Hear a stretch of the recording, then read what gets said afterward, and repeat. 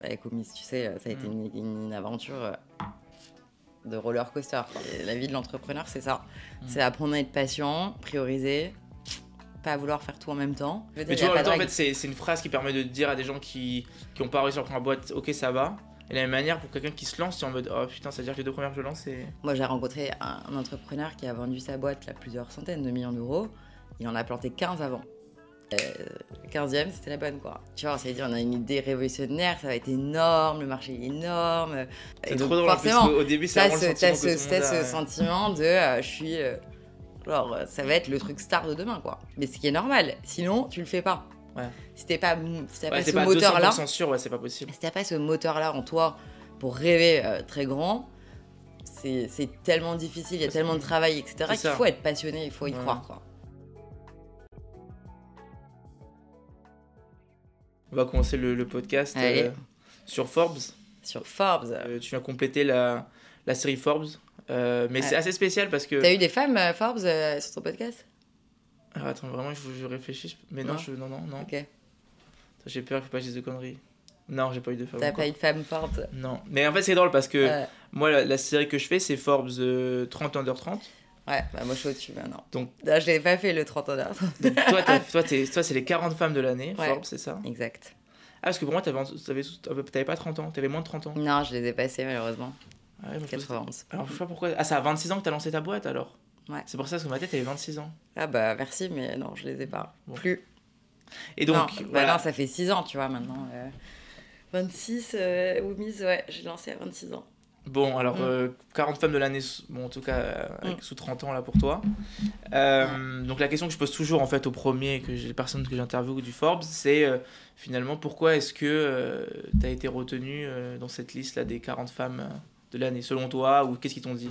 Je pense que ce qui a été inspirant, peut-être, pour eux, c'est le fait d'avoir réitéré l'expérience d'entrepreneur après avoir eu un échec, tu vois, avec Woomies. Ça a été une super aventure pendant 5 ans. 350 000 personnes dans notre communauté. Ça a été assez cool, quoi. Et après, malheureusement, ça a été une issue difficile parce qu'on a dû liquider la boîte en 2022. Et je me suis remise direct en selle avec Blocks, quoi. Et... J'ai vu très vite, en plus, on va en parler, mais très vite. Hein. Ouais, très vite. Mais comment ça marche le processus de... Il y a un processus d'inscription? Parce que pour Forbes Lion de Tolly, c'était quelqu'un doit me nominer et ensuite il y a une sorte d'étape pendant quelques mois où en fait j'ai des rendez-vous. Écoute, il y a une phase d'inscription et effectivement des gens qui te recommandent. Ouais, c'est ça. Exactement. Et donc là c'est pareil, j'ai été recommandée. Bon réseau, ça fait 6 ans maintenant que j'évolue dans l'entrepreneuriat, donc j'ai eu l'occasion de rencontrer pas mal d'entrepreneurs dans mon réseau. Donc c'est vrai que ça aide. Et voilà, donc tu dis que ça aide, donc non seulement pour rentrer, mais est-ce qu'après le titre Forbes 40 femmes de l'année, est-ce que ça aide? Est-ce que on m'arrête dans la rue? Est-ce qu'on te demande... Non, pas du tout. Oui, ça aide pour la visibilité. Déjà, ça t'apporte de la visibilité. Parce qu'aujourd'hui, quand tu montes une boîte, tu peux pas te passer de cette visibilité-là en tant qu'entrepreneur. Parce que tu représentes le message de ta boîte, tu as envie d'en parler partout. Donc, plus tu arrives à être visible aujourd'hui, que ce soit dans les médias, sur les réseaux sociaux, etc., plus ta boîte... tu portes le message de ta boîte, donc tu l'incarnes en tant que fondateur. Donc je dirais que Forbes, ça aide. Tu le vends derrière aussi. Tu le vends, bien sûr. T'es sales, forcément tu montes ta boîte. La petite photo là, c'est ça en fait, c'est quand j'ai vu ton profil, la photo avec le journal qui était... c'était accrocheur. Je suis pas sur la couverture, c'est une Maud Bailly qui est super... c'est une femme aussi hyper inspirante qui a fait... Bon, tu regarderas son profil, mais tu vois, aux côtés de gens vachement inspirants, de femmes qui ont fait différents... Il n'y a pas que des entrepreneurs dans le classement. Hein. Il y a des femmes qui sont impliquées dans différents... causes. Causes, soit des ONG, soit dans des postes à responsabilité dans des grandes boîtes, etc. Donc, il y a plein de profils différents. Et ces 39 femmes-là, tu les as rencontrées, vous avez fait une sorte de dîner, de gala de Forbes Alors, c'est la question un peu polémique, parce que, tu vois, tu t'en parles, mais il devait y avoir un dîner organisé. Ok, c'est bon, ça me revient. Voilà, et il y a eu une polémique sur une des nominées. Ce qui a fait que le dîner, enfin, ça a été annulé le dîner. Exact. Donc, il n'y a pas eu trop de communication là-dessus, Ok, mais ouais. ça a été un peu tendu, quoi. Ouais, non, mais c'est Tu vrai, vois. je me rappelle, ok. Ouais, sur des sujets un peu polémiques. Et bon, plutôt que de prendre position, bah, ils ont préféré Ouais, ils ont annuler, préféré quoi. annuler le... Ok. Et donc, c'est quoi l'objectif? Tu comptes être classé maintenant dans le... Parce que moi, je rappelle, il y en a qui ont été classés dans le Fort, mais après le Choiseul aussi. Ah, le Ça- Choiseul, ouais, on m'a contacté cette année pour le Choiseul aussi. Alors peut-être que je suis en train de teaser quelque Peut-être chose. l'année prochaine. Écoute, oui, je pense que ça t'aide à rencontrer des gens, Ouais, ça t'aide à avoir effectivement d'autres opportunités dans les médias, parce que les gens regardent le classement et donc bah, t'es contacté après par d'autres journalistes, ouais. etc. Donc tant mieux. Après, je dirais, voilà, est-ce que ça te change ta vie? Non, mais Mais t'étais c'est contente quand tu l'as sûr appris. que tu es toujours content, Ouais, bah, bien bah. sûr. Et comment tu l'as C'est une appris? reconnaissance du travail que que tu fais au quotidien. C'est pas une fin en soi, quoi. Ouais. Mais c'est clair que ça fait toujours plaisir. Et tu l'as appris comme ça? On t'a appelé? Ouais, c'est la journaliste qui s'occupe du classement qui m'a appelé. Ok, attends, parce il y en a plein qui me racontent. Moi, je me rappelle, on raconté une histoire. Bon, je sais pas en fait si c'est une manière de sublimer l'histoire, mais c'était un pote qui rappelle, qui lui dit: Je t'ai vu dans un magazine, quoi, ah bon? C'est marrant parce que parfois ça arrive avec les médias comme ça où tu te dis, bon bah, nous on l'a eu sur TF1, tu vois. Un jour, on nous a appelés, on n'était pas prévenus. Et TF1 a fait une petite, sur ma première boîte, une petite capsule, tu vois, sur notre application. Et là, toute ma famille, mes amis, ils me disaient, ouais, il y a Omi sur TF1. Et là, j'étais Ils pas étaient pas au prévenue. courant. Non. Et donc, ils avaient vu passer le concept, ils avaient adoré, et ils avaient fait une petite capsule, mais on n'était pas prévenus, quoi. Ouais. Et Forbes, j'avoue que c'est tombé, j'y pensais même pas, quoi. Je me promenais, T'as oublié, ouais. j'avais complètement oublié, et c'est vrai que j'ai eu un appel de Eve qui me Parce qu'en dit, fait, c'est quoi? C'est un an avant pour un an pour l'année d'après, comme ça? il me semble que c'était quelques mois avant, effectivement. Ils ont dû l'annoncer 3 mois avant que le classement sorte, ou même 6 mois avant, je pense. Ok. Mm. Ouais, c'est sympa. Franchement, félicitations hein, pour cette petite nomination. Merci, Gaël. Bon, c'est cool. Ça nous permet de faire, donc, ouais, si tu veux, de nous donner envie de te connaître un peu plus. Donc, on fait un petit jeu dans comment dire, la série Forbes. Ok. C'est le jeu Qu'est-ce que tu as de? Donc, j'ai expliqué un peu avant. Ouais. En gros, qu'est-ce que tu as de, je sais pas, qu'est-ce que tu as de français et tu vas devoir dire quel peut-être trait voilà, de français tu as ou qu'est-ce que ça t'évoque. En fait, c'est une manière d'en apprendre davantage. Et on va faire ça, on va dire, de manière chronologique par rapport un peu à tes expériences. Donc en fait, on va quand même commencer un peu tard. Et j'allais commencer avec Dauphine, mais là, tu vois, je me demande, est-ce que depuis petite, pardon, tu voulais entreprendre? Alors, je savais pas trop ce que je voulais faire. Moi, j'étais un peu passionnée de journalisme. Il y avait plein de sujets qui m'intéressaient. J'ai une famille assez indépendante, tu vois, dans l'ADN, parce que mon père est entrepreneur, aussi dans l'immobilier. Ma mère, elle est profession libérale. Mes sœurs, elles sont profession libérale. Donc, j'ai quand même une culture, tu vois, où bah, j'ai grandi avec... même si mon père, t'es toujours stressé quand t'es entrepreneur, mais Ouais. tu vois, tu t'organises ton temps un peu comme tu veux. Et c'est vrai que j'ai toujours un peu opposé le monde des entreprises où t'es quand même censé avoir une hiérarchie Ouais. et un rythme assez cadré, etc. Ouais. Et l'entrepreneuriat, donc je m'étais toujours un peu dit quand même un jour Ça je peut être pas montrerai ma mal. boîte. Ok, donc il y avait quand même ce rêve au fond de... Enfin, Je ce rêve, cet objectif peut-être. Je pense que oui, en moi, j'avais ce caractère et cette volonté d'aller explorer les trucs par moi-même, de faire plein de choses, de tester, etc., de m'inspirer aussi Ouais. des entrepreneurs. Après, tu vois, j'ai fait quand même, c'est marrant parce que j'ai commencé mon parcours en droit Ouais. à Assas, j'ai fait 3 ans en licence. Je me suis dit, oh là, avocate, notaire, c'est pas pour moi. Trop cadré, trop... puis le par cœur, etc., j'aimais Ouais. pas. Après, je suis passée à Dauphine. Je me suis dit, bon, au moins j'aurai un bon métier. Ouais. J'aime bien les La chiffres sécurité, quand même. ouais. Puis tu vois, tu as ce côté, effectivement. Enfin voilà, tu coches quelque chose, tu vois, mais en même Ouais. temps, c'est quand même assez conventionnel. Quoi. Mm. Genre, t'es dans un milieu où tu dis, il faut faire des bonnes études, bah toi, t'as l'ESSEC. Ouais. T'es un peu formaté, quoi, tu vois. C'est ça, c'est l'idée qu'on a quand même. Ouais. T'es un peu, voilà, tu gravis les échelons, tu fais une bonne école, après tu fais des bons stages, t'as envie de rajouter des lignes sur ton CV. Et puis, bon, bah, tu te dis, est-ce que c'est vraiment ça que je veux faire? Ouais. Et après Dauphine, tu vois, j'ai commencé en banque chez Natixis. Ouais. J'avais 3 ans. Et j'avais tous mes clients qui étaient des entrepreneurs. Et tu dis, je vais être eux, en fait. J'ai pas voilà. Et en fait, je me suis dit, je suis du mauvais côté de la table. Tu vois, je les entends parler avec les étoiles dans les yeux de leurs projets, leur etc. bébé, leur truc, Et bon, en fait, est-ce que j'ai envie de gravir les échelons en banque et de continuer là-dedans Je savais qu'au fond de moi, non. Un jour ou l'autre, je passerai le cap et je monterai ma boîte. Mais avec du recul, est-ce que tu aurais voulu entreprendre déjà plus tôt?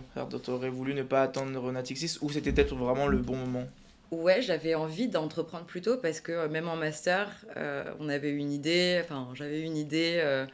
qui était en lien avec le monde de la finance plutôt, et je voulais absolument lancer le projet. On était avec 2 potes de promo, on a travaillé quelques mois dessus, tu vois, le projet n'est jamais sorti. Mais je pense que c'était quand même un peu déjà ancré en moi, tu vois.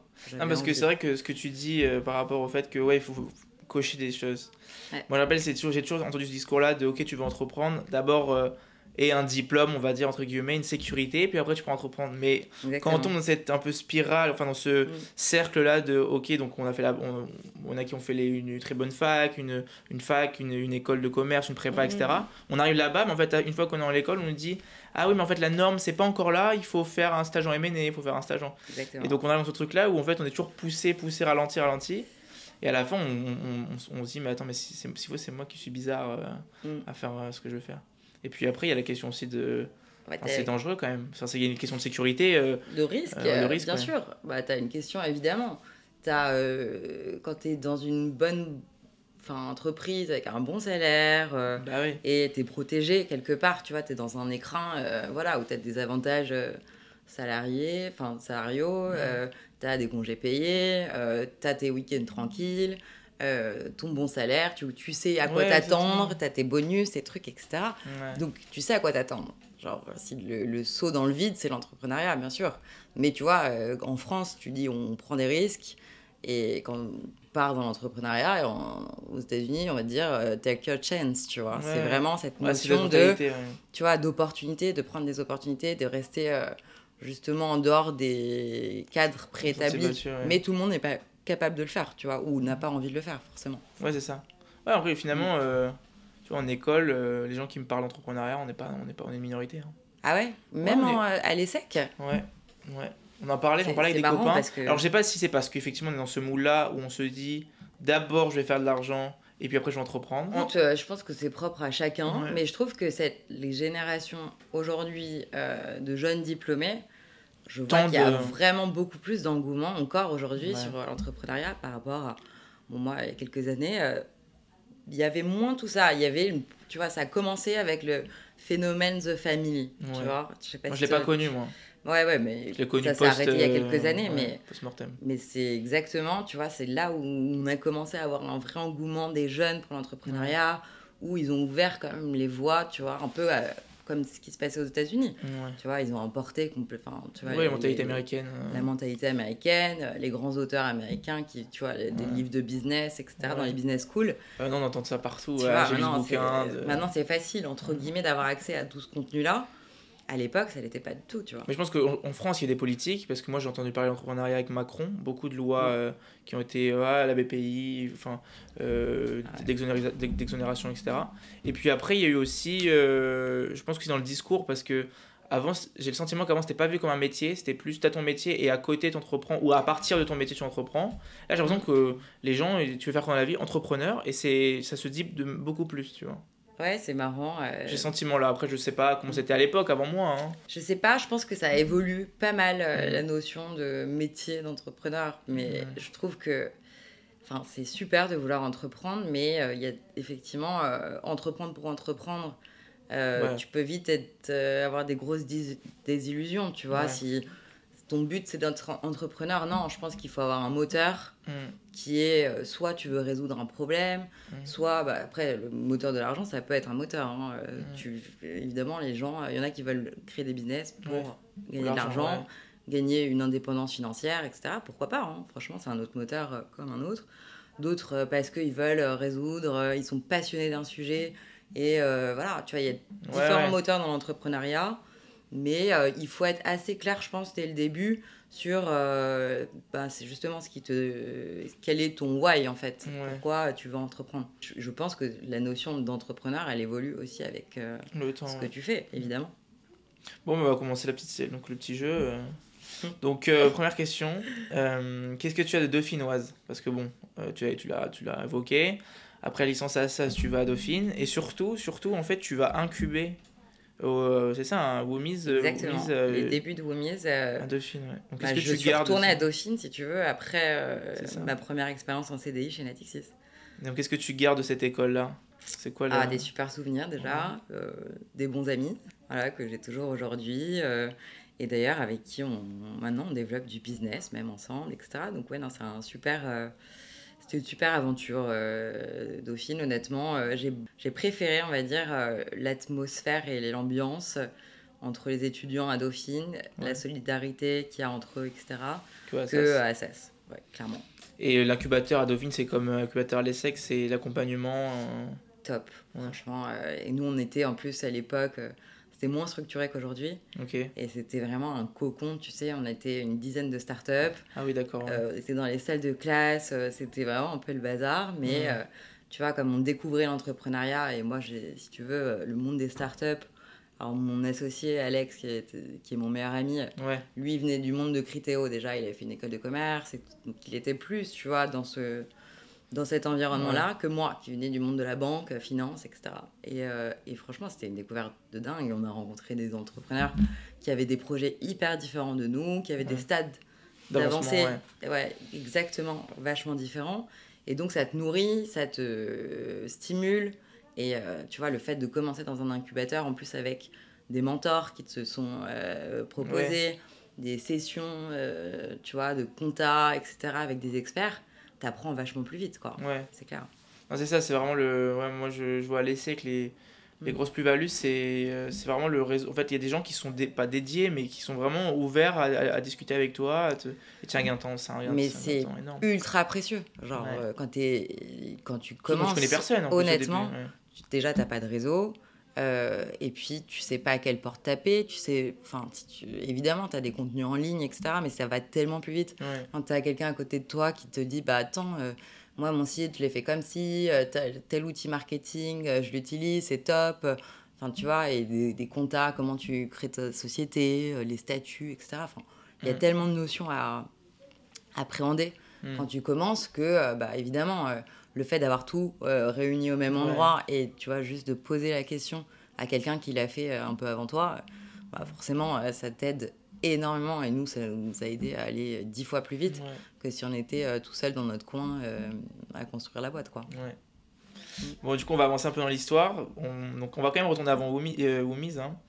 Donc, tu fais ton master Dauphine et puis après, tu rentres chez Natixis.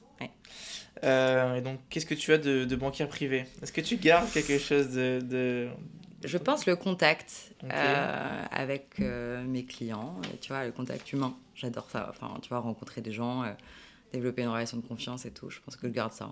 Mais est-ce que, parce qu'aujourd'hui, par exemple, avec Blocks, c'est une plateforme qui, quand même, c'est de l'investissement. Est-ce qu'il y a des notions, une vision de l'investissement que tu as peut-être vue chez Natixis, qui aujourd'hui te sert chez Blocks?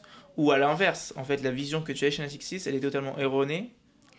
Non, alors, tu vois, chez Natixis, on accompagnait des clients en gestion de fortune, donc structuration patrimoniale, placement financier, etc. Donc, tu as une approche un peu globale.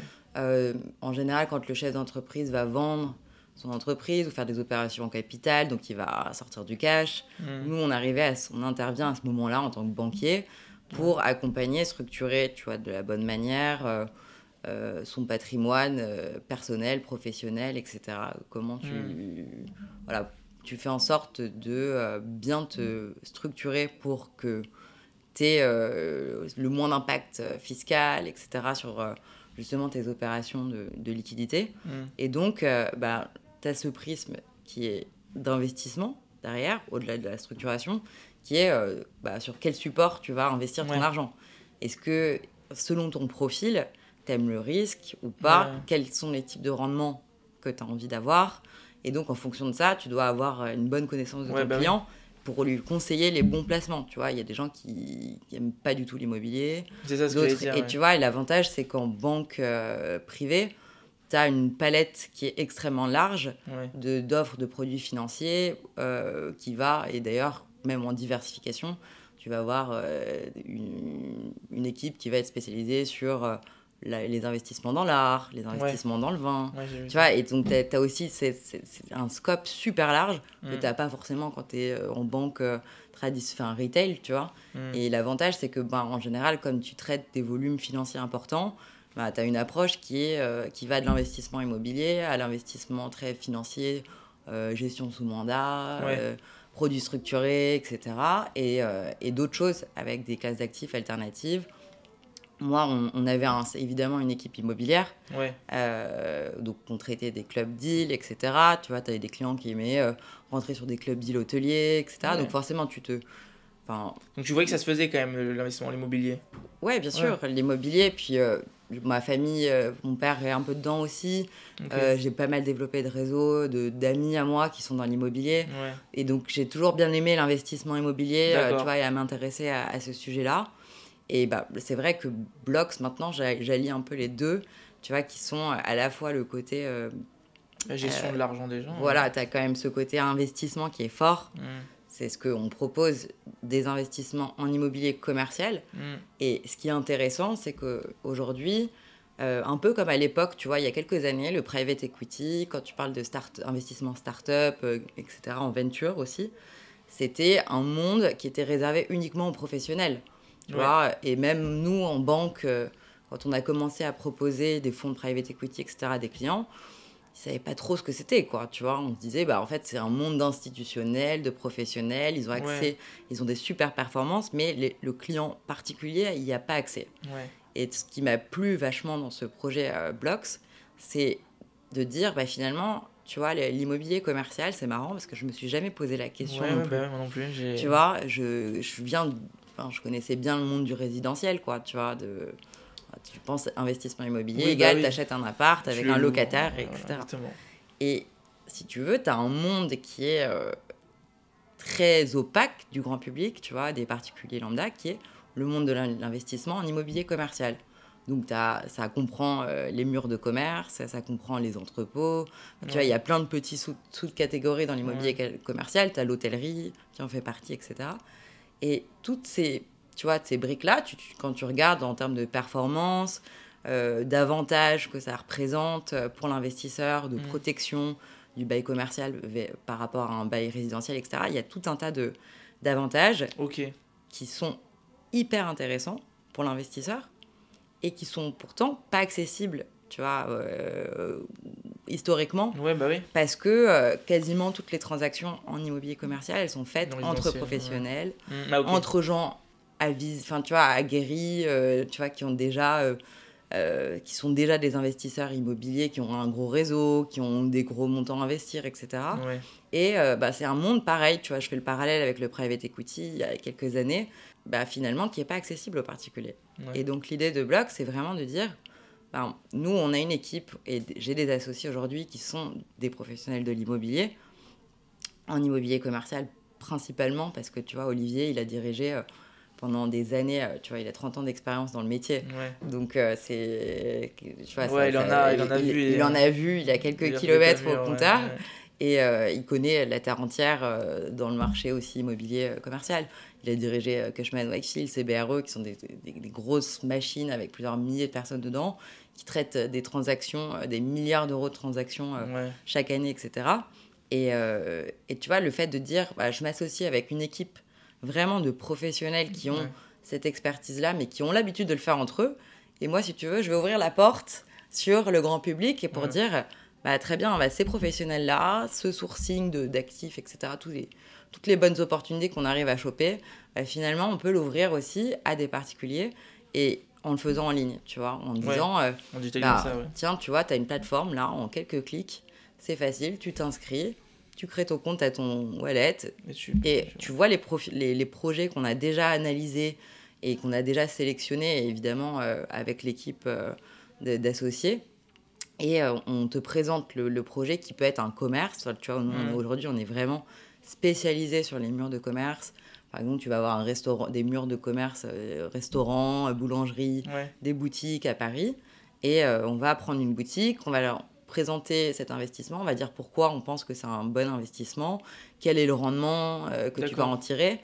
Et les investisseurs en ligne peuvent, à partir de 100 €, tu vois, investir dans un petit morceau de ce commerce-là et percevoir les loyers et la plus-value, etc. À l'échéance. D'accord. Et donc, en fait, tu démocratises vraiment l'accès à un investissement qui ne l'était pas avant, tu vois. Et en quelques clics, tu n'as rien à faire, tu vois. Parce que souvent, l'investissement immobilier, il y a ça. Il faut avoir un crédit ou connaître des gens pour faire des bonnes affaires, etc. Là, le but, c'est que de A à Z, tout est packagé. Tu n'as rien à faire, tu investis ton argent et tu touches ton rendement, etc. Voilà. Bon, ça, on va en parler davantage en fin de podcast. Mais on va continuer un peu sur la partie Private Wealth. Donc j'ai fait des recherches, j'ai lu des articles que tu avais écrits déjà quand tu lançais Woomies. Et je suis tombé sur celui du Parisien. Où tu avais pas mal taclé on va dire ton expérience, enfin en tout cas pas la banque en soi, mais finalement tu avais une expérience qui n'était pas très bonne. C'est marrant parce que tu vois, c'était ma grosse erreur. Cette interview, tu vois, elle m'est restée un peu en travers de la gorge parce que j'avais passé beaucoup de temps avec le journaliste à l'époque et je pense qu'il a vachement déformé mes propos, tu vois. Bon, je te laisse alors et donc je vais demander, tu vois, de changer un peu parce qu'il avait envie d'écrire là-dessus. Je pense donc il a un peu accentué, tu vois, ce côté différence. Alors que j'ai pas eu une mauvaise expérience en banque, loin de là, tu vois. C'est ça, en plus je crois que ça n'a même pas été cité, mais c'était l'idée que c'était un espace, on va dire, misogyne, au sens où il y avait une vraie... Ça, c'est le truc qui m'a énervé le plus. C'est le mot misogyne, il est fort. Moi j'ai vu le mot misogyne, je peux te dire que tout le monde m'a appelé en me disant mais t'as dit ça, et je te jure vraiment que ça m'a rendu tellement dingue. Je l'ai appelé, le journaliste et tout, j'avais vraiment eu l'impression de m'être fait avoir, tu vois, parce qu'il avait envie d'écrire là-dessus et j'étais là mais pas du tout, quoi. Moi, mon boss, Pierre-M, tu vois, il a investi même dans ma boîte, il m'a vachement aidé. Alors, t'as des profils qui sont un peu caricaturaux, c'est vrai, tu vois, mais de là à dire que toute c'est la un monde hyper misogyne, c'est pas vrai, tu vois, c'est pas vrai. Moi, j'ai toujours très bien travaillé avec les hommes. Et à l'inverse, au contraire. Et est-ce que l'entrepreneuriat, c'est... Parce que c'est pas... Du coup, le terme, c'est pas misogyne, mais je veux dire... La banque, ça reste, moi je vois, ça reste quand même un monde où il y a plus d'hommes que de femmes. Ça, c'est peut-être déjà quelque chose... ça, c'est un fait. Le monde de l'investissement, en général, tu as plus de mecs parce que les femmes parlent moins d'argent, tu vois, ou peut-être... Je pense pas que ce soit une question d'intérêt, mais tu vois, il y a peut-être une culture, effectivement. Ouais, c'est peut-être une culture. C'est ça, moi je pensais plus... Tu parles moins d'argent quand tu es une femme. Ou même, c'est juste qu'on se dit presque mentalement... moi, je suis un mec, je vais aller vers l'investissement. Et... Ah bah, t'as des biais déjà dès l'enfance, c'est évident. Après, et le monde de l'entrepreneuriat, c'est comment ? Statistiquement, t'as moins de femmes aussi dans l'entrepreneuriat. Je sais pas. Je crois que c'est 10%. Ah oui, donc ça reste... Dans les fintech, tu vois, c'est 10% de femmes fondatrices, tu vois, donc c'est très peu. Je dirais que je pense que c'est 25% global, tu vois, dans les équipes de fondateurs. Donc, en termes, juste quand tu regardes les chiffres, tu as effectivement moins de femmes qui entreprennent, moins de femmes qui lèvent de l'argent. Donc, effectivement, numériquement, il y en a moins. Après, c'est vrai que statistiquement aussi, les équipes féminines sont plus performantes que les équipes... Ça, c'est des données de VC, tu vois. Non, mais c'est des vraies données, ça. Moi, j'avais entendu ça. Et puis là, je pense que c'est une richesse, tu vois. La diversité... Je trouve, à titre personnel, qu'il n'y a pas assez de diversité, ou en tout cas pas suffisamment de représentation, tu vois, dans les médias, etc., de profils un peu différents. Parce qu'on voit quand même... c'est des super profils, effectivement. Tu vois, tu fais l'ESSEC, HEC, SCP, etc. C'est vrai, il y a ce formatage entrepreneurial qui te donne les clés pour aller plus vite, le réseau, etc. Donc, forcément, ils sont mieux représentés dans les équipes tu vois, qui lèvent de l'argent, etc., parce que tu as plus les clés. Mais c'est dommage, parce qu'il y a moins de représentation dans les médias des gens qui ont monté des boîtes en partant de rien, avec moins les clés de l'éducation, du réseau, etc. Alors que, tu vois, c'est souvent les entrepreneurs les plus inspirants aussi. Oui, c'est vrai. Tu vois, je parle de Jérôme Chabin, qui est devenu mon mentor, qui était mon client chez Natixis, qui a investi dans ma première boîte, qui a investi dans la deuxième boîte, qui m'accompagne, tu vois, toutes les semaines, je l'ai au téléphone, il s'implique, etc. Il m'a émotionnellement vachement aidé. Puis, tu vois, c'est important d'avoir c'est top de trouver quelqu'un comme ça, c'est excellent. Et c'est quelqu'un de super inspirant. Il a démarré de rien sa boîte qui s'appelle IAD, qui est devenue une licorne. C'est le, tu vois, IAD, c'est le Uber de l'agent immobilier, tu vois. Il a ubérisé le métier d'agent immobilier dans le sens où c'est un réseau de mandataires immobiliers à domicile qui peuvent travailler de chez eux, de partout, etc. D'accord. Et ils ont plus de 10 000 mandataires aujourd'hui en France, dans d'autres pays. Ils ont développé aussi au Portugal, etc. C'est une super aventure entrepreneuriale. Et tu vois, en quelques années, c'est une boîte qui a été valorisée là, sur la dernière levée de fonds, 1,2 milliard. Et ouais, c'est une super aventure. Et pourtant, il n'était pas du tout prédestiné. Enfin, tu vois, il sort des cadres complets de... Ah oui, je t'invite à regarder son histoire. Il a une histoire de dingue. Et tu te dis, bon, bah en fait, tu vois que ça, c'est possible. Et c'est ça qui est inspirant aussi. C'est ça qu'il faut qu'on mette plus en avant aussi. Alors, je dis pas que c'est moins honorable pour un HEC d'avoir levé des fonds et d'y arriver, etc. Mais je trouve que c'est toujours un peu répétitif, tu vois, les histoires, les profils, etc. C'est dommage. Non, mais t'as raison, mais il faut jeter un coup d'œil. Ah ouais, je t'invite à regarder. Honnêtement, c'est là aussi où tu prends beaucoup d'énergie et beaucoup d'inspiration.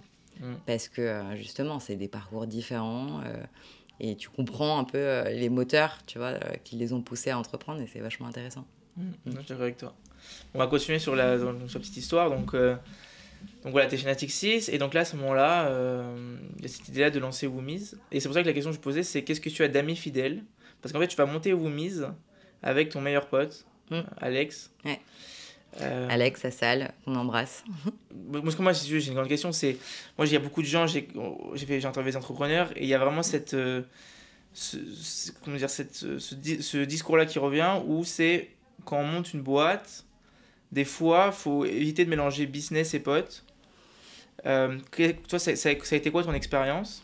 Est-ce qu'aujourd'hui, ou peut-être que tu fais ça, peut-être, je sais pas si c'est des potes, mais peut-être avec des gens qui sont moins proches que Alex, est-ce qu'il y a une manière différente de gérer les choses? C'est quoi ton retour sur cette expérience-là? Alors, c'est une très bonne question. La question de l'association, je dois dire que Woomiz, ça s'est fait de manière un peu aléatoire, où on va dire que c'était plutôt un alignement de planètes. D'accord. Parce qu'on ne s'est pas dit tous les deux, viens, on s'associe et on monte Woomiz. C'est Woomiz qui est venu à nous parce que, tu vois, Alex, c'est quelqu'un qui est super entrepreneur dans l'âme.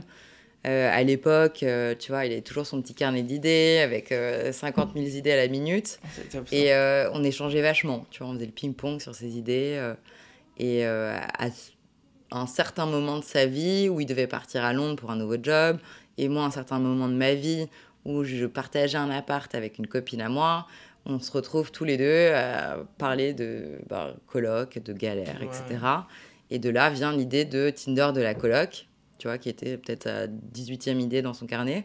Et je lui dis, mais attends, ça n'existe pas, regarde, non mais attends, c'est dingue, moi je suis en train d'expérimenter ça en ce moment. Et de là, on se penche là-dessus. Et en fait, c'est l'idée qui est venue à nous. Et ça s'est un peu imposé comme une évidence, si tu veux. Vous deviez monter ça ensemble. Parce qu'on y pensait tous les deux à fond. Et puis, tu vois, t'as un peu l'éclair de... Le tilt, quoi. Tu vois, le déclic. C'est vraiment le déclic où tu te lèves le matin. Enfin, moi, j'arrivais en réunion, je me disais... Waouh, je pensais qu'à ça, quoi. Tu vois, j'étais là, dès que j'avais un trou, dès que le soir, le week-end... tu regardais. On se parlait tout le temps avec Alex pour en parler, tu vois. On dit, regarde ce que j'ai trouvé. On s'envoyait des articles, tout ce qu'on pouvait absorber, tu vois. En plus, à ce moment-là où, en fait, tu ouvres bien les yeux et en fait, tu vois plein d'articles qui parlent de ça, tu te dis, mais attends, mais c'est devant nous. T'as peur, en plus, tu dis... parfois, dès que tu vois un truc qui s'en rapproche, tu dis, mince, ça existe. Puis, tu sais, cette émulation... où tu vois, on est potes depuis... ça faisait des années qu'on était potes. Déjà, on se connaissait très bien. Même groupe de copains, etc. et malgré tout des parcours quand même différents, tu vois. C'est ça qui est important. Tu vois, je te disais, mon premier projet, entre guillemets, dans ma vie, qui n'a pas vu le jour quand j'étais à Dauphine. On était avec 2 copains de promo, enfin on était 3, mais 3 profils pareils, similaires, donc on se marchait un peu dessus. Tu vois, et Woomy, ce qui a été cool, c'est que Alex, il était chez Criteo avant, et il avait des affinités sur certains sujets que j'avais pas du tout. Donc on se complétait plutôt bien, tu vois. On se répartissait les rôles. C'était assez naturel de se répartir les rôles. On se disait pas, ah non, ça c'est toi qui le fais, ah non, moi aussi je veux le faire, tu vois. D'accord. Et assez naturellement, on s'est, tu vois, le truc il a cliqué. Et on s'est dit, ah bah on ferait une bonne équipe, quoi. Tu vois, on sentait. T'as plusieurs éléments quand tu t'associes. C'est voilà, la première boîte, on se rendait pas compte que ça allait durer 5 ans, etc. Tu vois, tu t'en rends pas compte, mais c'est long, tu vois, quand même, et tu passes énormément de temps avec la personne. Donc, moi, je dirais qu'avec le recul, c'est le fit humain. Tu vois, déjà, il faut que tu aies un alignement, un peu de valeur, d'objectif quand même sur ta boîte, parce que s'il y en a un qui veut gagner très vite de l'argent et se dire que dans 1 an, il exite ta boîte et que toi, en fait, tu veux builder, construire, etc. sur le long terme, que tu as une vision plus long terme, déjà, de base, si tu n'es pas aligné sur les mêmes objectifs, il y a un gros problème. Et ça, tu vois, avec le recul, l'expérience, etc., c'est, tu vois, vraiment appréhender qu'une boîte, c'est long. Enfin, si tu as une grosse ambition pour ta boîte et que tu veux aller très loin, ça ne se construit pas en quelques mois, quelques semaines. Donc, il faut avoir ça en tête, c'est super important. Donc, ce fit humain d'objectifs, etc., c'est, je dirais, le truc numéro 1 d'abord que tu regardes parce que tu passes du temps avec la personne dans les bons comme dans les mauvais moments. Et tu vois, Alex et moi, le fait d'avoir été amis, ça nous a vachement aidés. Évidemment, tu as tout le temps des moments où quand c'est tendu, bah, forcément, c'est pas linéaire, quoi. C'est comme dans un mariage, hein. Tu vois, c'est jamais tout rose ou tu vois, tu as des moments difficiles.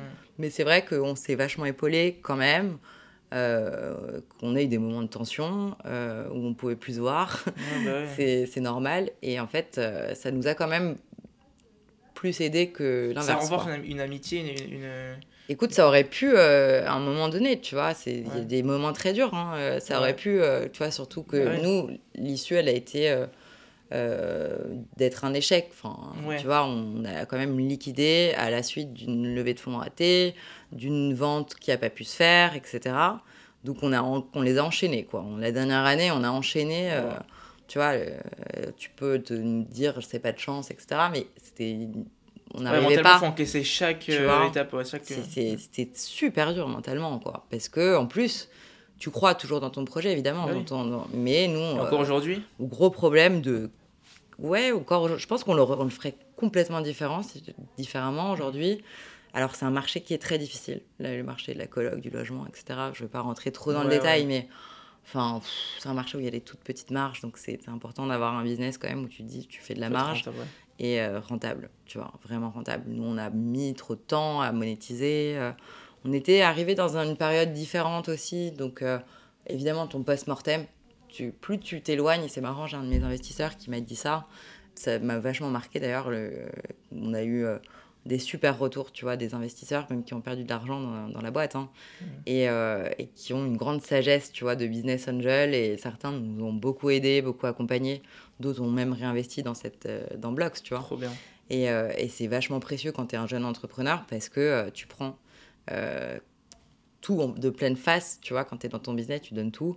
Et tu as aussi cette culpabilité, tu vois, de dire j'ai levé de l'argent, on a levé 1,5 million avec des business angels. Ils ont perdu de l'argent, tu vois. Donc, au-delà de toi, ta propre vie, ta culpabilité, et te dire je suis nulle. Enfin, évidemment, c'est pas lié que à toi personnellement. Mais quand c'est ta première boîte, c'est très très dur de t'en détacher émotionnellement et de te dire on n'y arrive pas, on galère, donc tu poses toutes tes cartes et tout.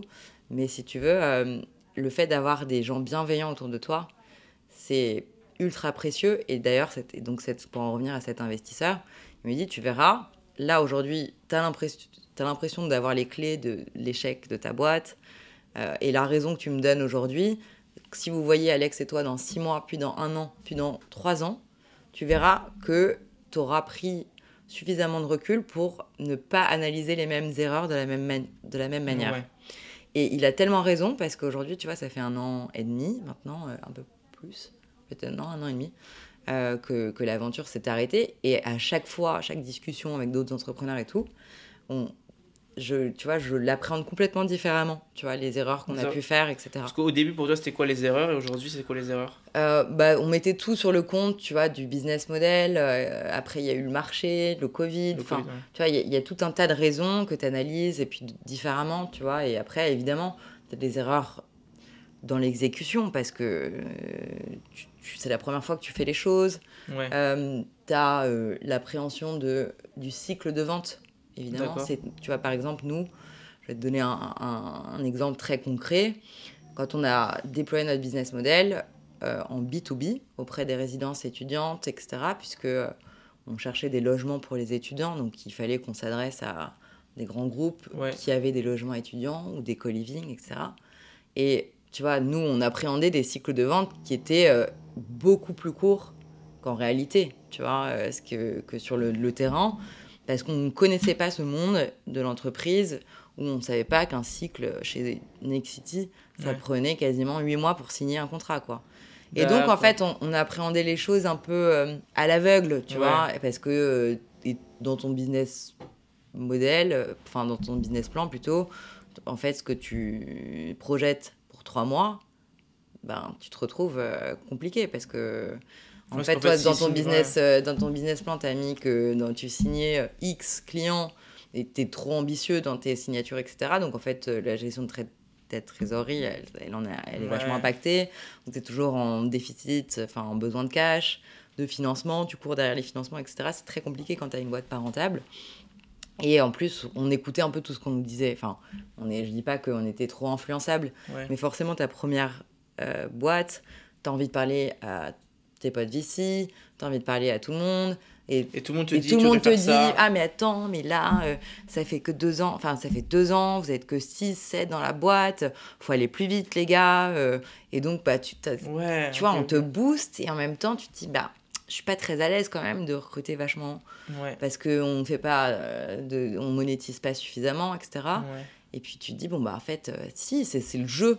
C'est ça, tu vois, c'est ce que les gens ils te disent. Ils te disent, vas-y, recrute et booste tes process, ton process commercial. Sauf que booster, tu vois, recruter 10 ou 10 personnes d'un coup, entre guillemets, sur 1 mois, 2 mois, sans avoir les process, etc. Et en jeune, tu vois, en first time founder, c'est compliqué à gérer. Après, tu apprends sur le tas, à fond. Donc, tu as cette émulation, ce truc, etc. Mais c'est vrai que ta deuxième société, derrière, tu fais pas... Voilà, t'es un peu plus raisonné, t'es un peu plus... t'essayes de prendre du recul, évidemment, toujours... Moi, j'ai ce mode de fonctionnement qui est d'échanger. Je me dis, jamais j'ai la vérité, je détiens jamais la vérité. Je préfère me challenger, qu'on me dise t'as tort ou pourquoi, et écouter ce que les gens ont à me dire, et je m'en nourris pour me faire ma propre opinion, tu vois. Et pas directement la prendre à l'heure. C'est un peu moi, j'aime bien fonctionner comme ça. J'ai la chance, tu vois, d'avoir fait des belles rencontres dans ma vie professionnelle, et je me dis, c'est super précieux, tu vois, d'avoir des gens bien câblés, bienveillants, tu vois, qui te donnent des conseils, etc. Donc effectivement, pour boucler la boucle de l'association, c'est super précieux de dire, t'as le fit humain et t'as une certaine complémentarité. Tu vois, Olivier et moi, on est super différents aujourd'hui. C'est pas du tout la même association que, tu vois, quand tu t'associes avec ton meilleur pote. Olivier, on s'est rencontrés il y a 1 an et demi, tu vois, autour de ce projet-là. Et effectivement, on a plein de choses en commun, mais on est extrêmement différents, tu vois. Il a... pas du tout, c'est pas la même génération. Tu vois, il a 60 ans. Enfin, pas encore, si, je sais plus. Olivier, excuse-moi si je me suis trompée sur son âge. Il pourra jamais t'en vouloir si il a moins 60. Ouais, je vais pas... Bon, je sais plus exactement, mais bon, par là, tu vois. On n'est pas tout à fait de la même génération. Mais au contraire, je trouve que c'est super riche, parce qu'il a une expérience vachement précieuse dans le monde immobilier. Donc moi, j'ai appris énormément. Moi, je suis arrivée sur un sujet, je maîtrise le sujet de l'investissement, j'aime l'immobilier, Mais j'aime la tech, évidemment. Moi, construire une communauté en ligne, etc., c'est des sujets qui me passionnent. Mais tu vois, la technicité de l'immobilier commercial, pourquoi, comment, on sait que c'est un bon investissement, j'apprends tous les jours avec lui, tu vois. Et c'est ça qui est génial. Je trouve que avoir des complémentarités de profil avec quelqu'un qui a fait en plus une super belle carrière dans le monde corporate. Tu vois, c'est même pas comme si en plus il avait monté 18 startups. C'est vrai qu'il a fait une belle carrière corporate. Alors, il a monté un fonds d'une société de gestion. Donc, c'est un peu différent, tu vois, mais bon, ça reste une aventure quand même un petit peu entrepreneuriale. Mais si tu veux, c'est sa première start-up. Donc lui aussi s'éclate, tu vois, et on se nourrit l'un de l'autre, de nos réseaux respectifs, de nos expériences, etc. Et je trouve que c'est génial. Mes associés, pareil, c'est des gens plus ou moins jeunes qui ont fait...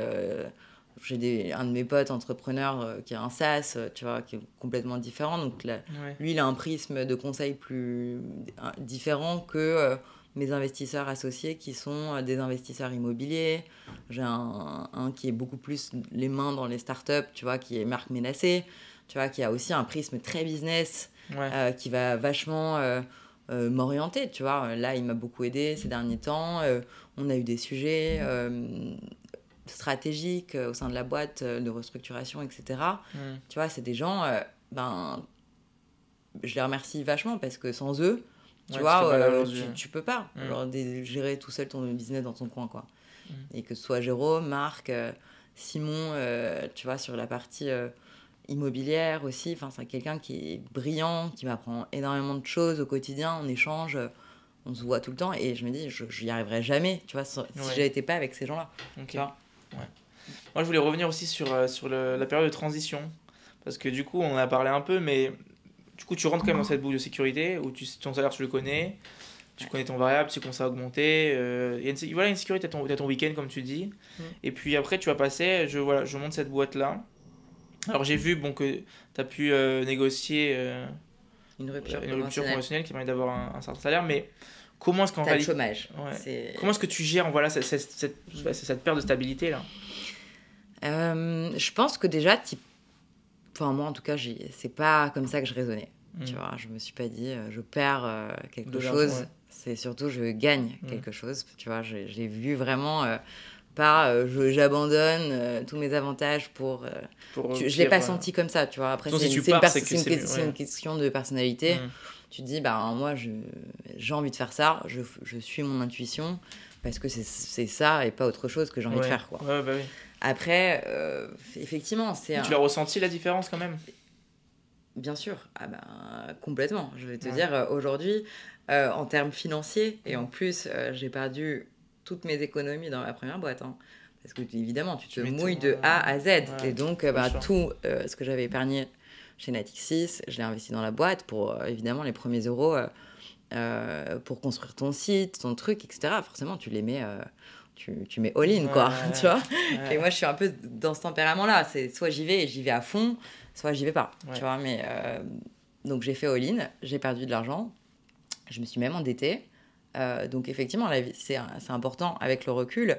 Aujourd'hui, ma situation financière, elle est pas...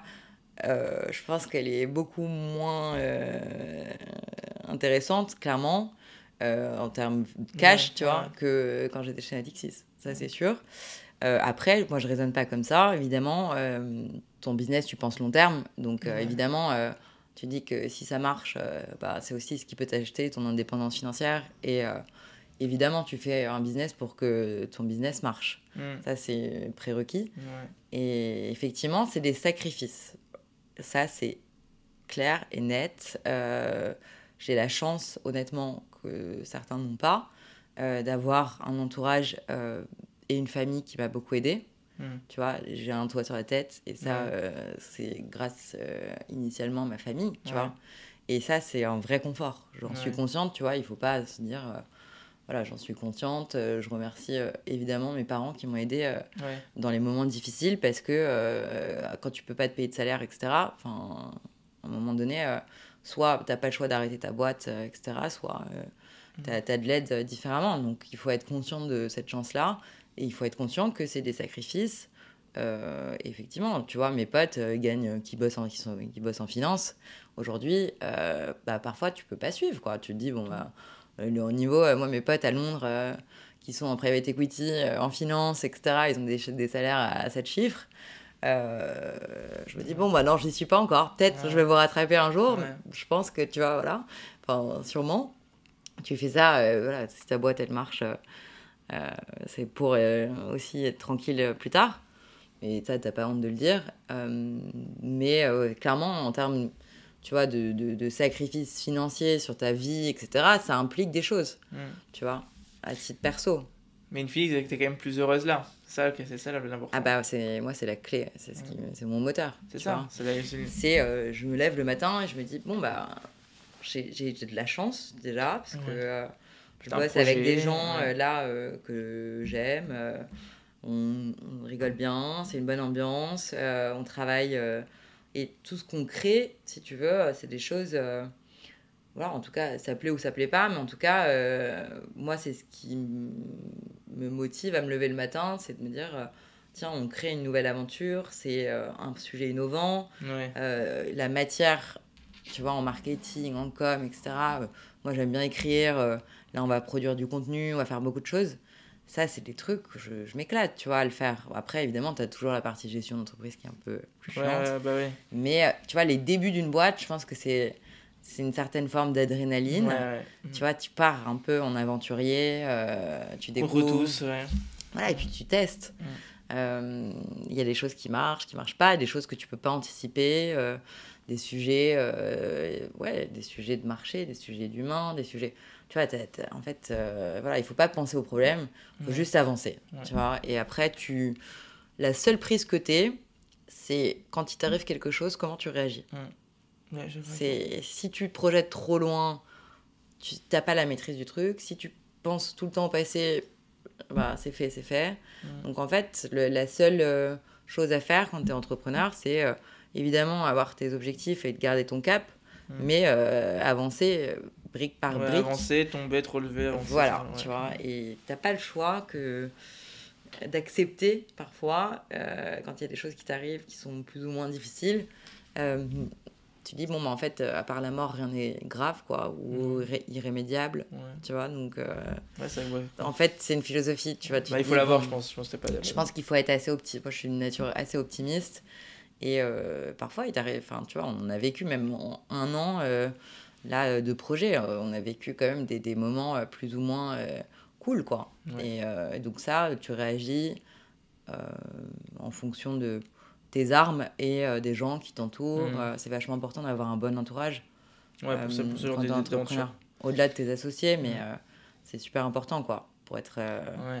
C'est eux qui te motivent, c'est eux qui te poussent et c'est eux qui t'aident quand tu as des doutes. Parce que c'est ça, le quotidien de l'entrepreneur, c'est toujours d'avoir des doutes aussi, quoi. Je voulais revenir un peu aussi sur toujours le début de Woomies.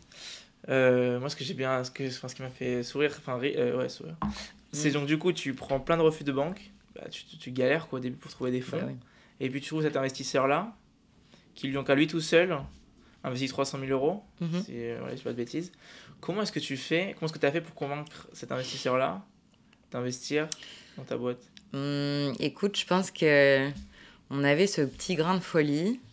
Alors, je vais dire que cet investisseur, on avait des réseaux en commun, tu vois, donc ça aide aussi.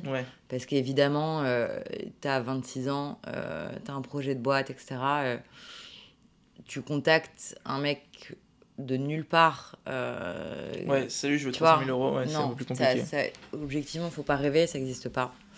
Donc on avait quelqu'un qui connaissait mon parcours, tu vois, qui avait fait déjà des opérations immobilières, donc qui suivait, enfin, tu vois, on s'était déjà rencontrés. Donc, tu vois, il y a cet environnement déjà un peu de confiance, déjà prérequis un peu qui existait. Mais si tu veux, lui-même avait des enfants à l'époque, enfin, il a toujours des enfants, qui expérimentaient des colocs, tu vois. Donc, en fait, il a pu tout de suite comprendre le projet. Ouais. Et c'est quelqu'un, fondamentalement, humainement, qui est d'une bienveillance incroyable et qui a cru en nous, quoi. Tu vois, et il a cru, je pense qu'il a eu ce petit grain de folie qu'on a aussi, qu'il fallait pour nous suivre, quoi. 2 entrepreneurs de 26 ans, tout feu, tout flamme, avec un PowerPoint. On nous a dit, revenez la semaine prochaine avec un business plan. On en avait peut-être fait à l'école, quoi, tu vois. Mais quand il faut faire le business plan, là, t'as plus... Mais là, je dois dire que honnêtement, on n'y croyait pas. Et il a fait... et c'est grâce à lui qu'on a eu vraiment le pied à l'étrier, tu vois. Et après, c'était une chance inouïe, tu vois, vraiment inouïe, parce qu'après... En fait, ça nous a donné un excès de confiance en nous, je pense aussi, quand même. Après, on s'est dit, c'est facile d'aller lever des fonds, tu parles. Après, on s'est pris des bons murs, tu vois. Parce que tout le monde n'était pas comme Hugues du tout. Mais c'est bien, tu vois, il faut avoir les 2 prismes. Tu vois, tu as parfois des belles histoires et souvent des murs. Après, on a bien galéré, mais à force de motivation, et tu vois, on était vraiment... déter, quoi, tu vois, que du coup, à tout prix. Là, vous avez ces 300 000 €, donc vous lancez l'aventure, et donc l'aventure, elle va durer combien de temps ? 5 ans au total. 5 ans, et qu'avec ces 300 000 €? On a lancé, ça a duré 4 ans, le développement, parce que la première année, si tu veux, on a fait des développements techniques, on était en mode app only au début. Donc on a fait des erreurs, tu vois, ça en était une aussi, de dire on développe une app en natif, etc. Donc ça nous a apporté des bonnes choses, mais aussi ça a été des coûts importants. C'est très cher une application. Et ça, par exemple, tu vois, quand tu regardes un peu, tu fais le post-mortem, tu te dis, c'était une chance de lever des fonds vite, etc. Et en même temps, quand tu n'as pas d'argent, tu réfléchis différemment, tu vois. C'est une chance et en même temps... Ça te donne moins l'occasion de te planter, tu vois, vite. C'est ce que disait Alexandre Guénoud, donc c'est grâce à lui qu'on a fait ce Merci Alex, on t'embrasse. Voilà, et je me rappelle qu'il disait dans le podcast, quand tu lèves, quand tu as 30 000 € et quand tu as 300 000 €, c'est pas pareil. Parce que 30 000 €, tu dois dire qui est-ce qui a la priorité, qui est-ce qui finalement est rentable, entre guillemets, à faire. Et donc, c'est un peu l'exemple. Exactement, cette notion de ROI, tu vois, genre que pour 1 € investi, combien je gagne. Nous, ça, on l'a intégré beaucoup trop tard, tu vois, parce qu'on avait cette couche financière qui nous protégeait et, tu vois, on se sentait invincible, tu vois. Et du coup, sur les 4 premières années, vous êtes sur ces 300 000 € là ? Non, on a relevé derrière, on a relevé un seed, plus d'1 million, en 2 tranches. Tu vois, on avait fait 2 tranches de 500, 600 000 €, il me semble. Et on a relevé, on a convaincu d'autres investisseurs de nous rejoindre. Des gens super d'ailleurs, franchement, des super rencontres. Donc, et que des BA Que des BA. Et que des business angels. C'est le conseil que tu donnes aujourd'hui quand tu lances la boîte ? Je trouve que, c'est de l'investissement. C'est des gens souvent qui sont entrepreneurs aussi, qui t'aident. Tu vois, nous, on avait... quand même des mentors, tu vois, quelque part. C'est important quand tu es jeune et que tu montes ta boîte. Et surtout, aller toquer aux portes des VC, donc des fonds de venture. C'est ta première boîte et que tu es jeune, etc. Il y en a très peu, finalement, qui financent réellement. Tu vois, ils vont te dire... nous, au début, on s'excitait comme des dingues avec Alex parce qu'il y avait tous les VC de la place qui nous appelaient. Donc nous, on était là en mode « tout le monde nous veut, c'est facile, on va lever des fonds ». Et en fait, ils te remplissent leur CRM, tout simplement. Ils te disent « vous êtes beaucoup trop jeune, revenez nous voir dans 6 mois, dans 1 an ». Et en fait, toi, tu perds ton temps. En train que... réellement. Présenter, en fait. Alors, ça te flatte, super, t'es content que t'as Kima qui t'a appelé, t'as machin, ils t'ont tous appelé. Parce qu'ils ont vu ton projet, ils t'ont dit on est super intéressés par votre projet. Et en fait, ils remplissent leur CRM. Mais comment est-ce qu'ils te découvrent ? Mais ils vont jamais investir, tu vois. Il y a très peu de chances qu'ils investissent au début. Donc c'est pour ça qu'il faut mieux aller voir les business angels. Et ces VC-là, qui t'ont appelé, ils te découvrent. Moi, à chaque fois, je me demande comment est-ce qu'ils savent que vous montez quelque chose. Écoute, tu vas... nous, on communiquait beaucoup sur LinkedIn. On a fait pas mal de médias. Et puis, après, tu as des annuaires de start-up, tu vois... T'as 1000 manières aujourd'hui de monter ta boîte et d'en faire parler gratuitement. Donc, toi, tu vas en parler sur ton LinkedIn. Tu vas en parler, tu vas aller voir des annuaires de start-up qui vont te référencer en SEO, machin, etc. Et puis, ils vont avoir des listes. Je te dis pas, demain matin, tu vas avoir un article en tête de Madines, tu vois, mais il y a 50 000 manières aujourd'hui d'aller faire parler de toi sans dépasser d'argent, quoi. Donc, les VC, quand ils voient un sujet qui peut entrer dans une thèse avec des fondateurs qui potentiellement cochent les cases dans ce qu'ils cherchent, etc., sur un sujet, alors je vais te donner un exemple typique. En ce moment, il y a des modes dans l'investissement. AI. IA. IA. Alors là, tu mets le mot IA, tu mets le mot IA, tout le monde en ce moment, tu fais à toutes les sauces. Donc, ça pullule sur LinkedIn de nouvelles boîtes IA révolutionnaires. Alors, je dis pas qu'elles sont toutes nulles, loin de là. Au contraire, il y a des super thématiques. Moi, je trouve que c'est vraiment passionnant, tu vois, ce sujet-là. Mais réellement, tu vois, aujourd'hui, je pense que sur 10 boîtes qui se montent, t'en as... Enfin, la statistique, c'est une, tu vois, qui va réussir à faire son chemin. Et donc, les VC, forcément, ils font leur veille, tu vois, sur LinkedIn. Et dès qu'il y a une boîte qui sort avec un sujet qui les intéresse, ils vont faire un call. Et toi, en tant que fondateur, ton rôle aussi, c'est ça, c'est de qualifier un peu, de dire, bon, en fait, ce fonds, je vais aller voir le site de ce fonds-là. Et puis, en fait, je comprends que... ils investissent pas dans les boîtes qui sont pre-product, donc qui sont même pas lancées, ou qui font 0 € de chiffre d'affaires. Et ce call, c'est toujours bien de faire, tu vois, de temps en temps, tu condenses, tu vas faire un événement, tu vas rencontrer des gens, tu développes ton réseau, c'est super important, qui te connaissent, donc qui voient ce que tu fais, etc.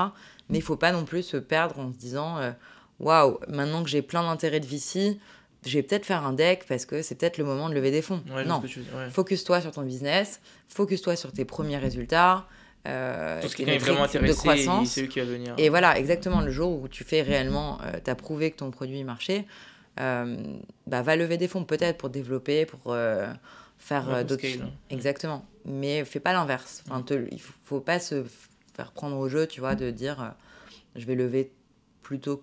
avant d'avoir prouvé quoi que ce soit, quoi, tu vois. Donc du coup, là, il y a cette dernière année là, qui va finir du coup avec la mort de l'entreprise. Donc tu me dis, donc là, il y a...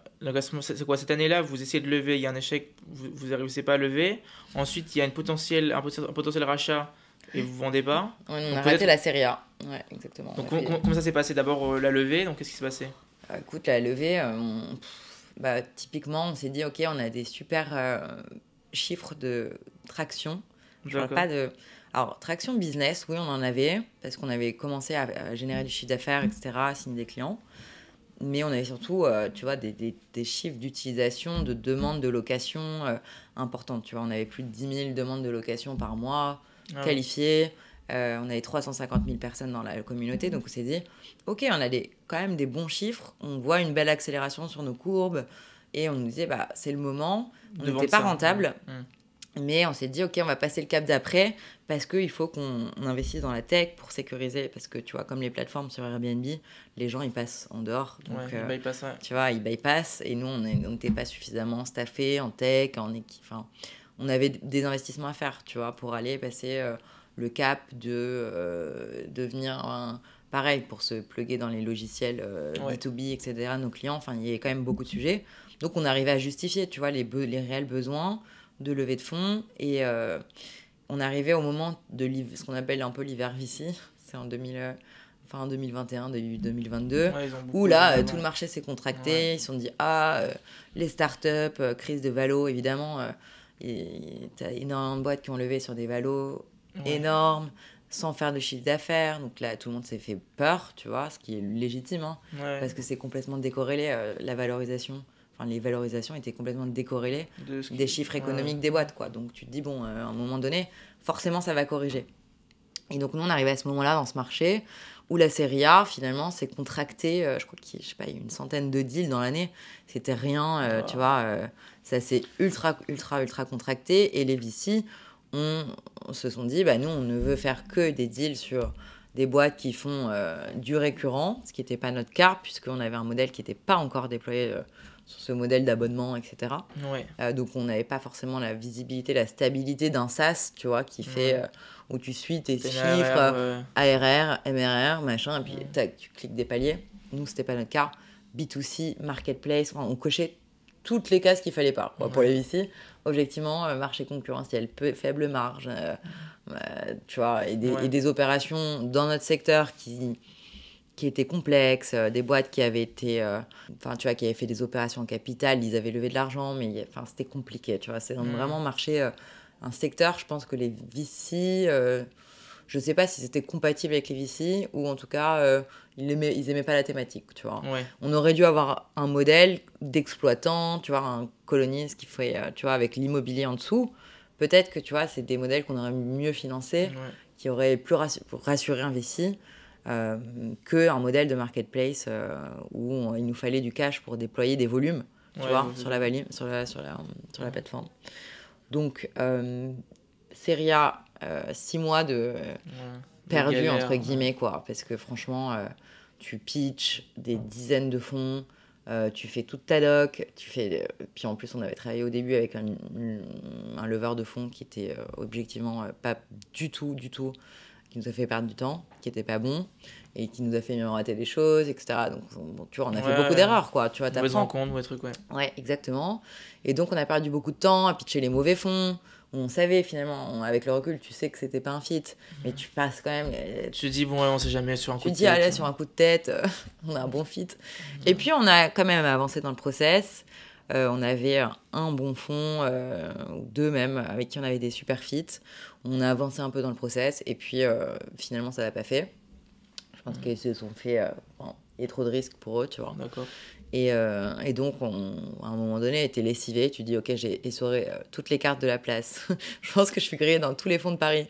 Tout le monde connaît Moomies sur le deck. Il a fait le tour du monde, tu vois, genre réellement. Bah, oui. Donc après, je parlais avec des fonds anglais que je connaissais bien parce que j'étais beaucoup à Londres à ce moment-là.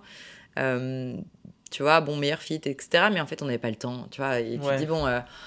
combien de fonds, tu vois, à un moment donné, voilà, genre, il faut qu'on passe à une autre stratégie. Tu peux pas t'entêter dans ta stratégie pendant... parce que tu perds du temps sur ton business aussi, quoi. Et puis, émotionnellement, c'est dur, la levée de fonds, vachement. Tu crois que le call, il s'est super bien passé, il t'applaudit, enfin, tu vois, t'es là, bravo, génial, les steps d'après, donc toi, tu te chauffes, tu te dis, on y est presque.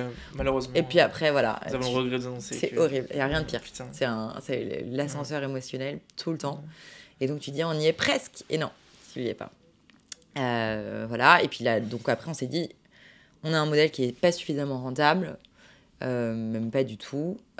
Et il y a des gros players dans l'industrie, des mastodontes, tu vois, Le Bon Coin, Se Loger, machin, etc., qui sont des mastodontes de sites d'annonces, etc.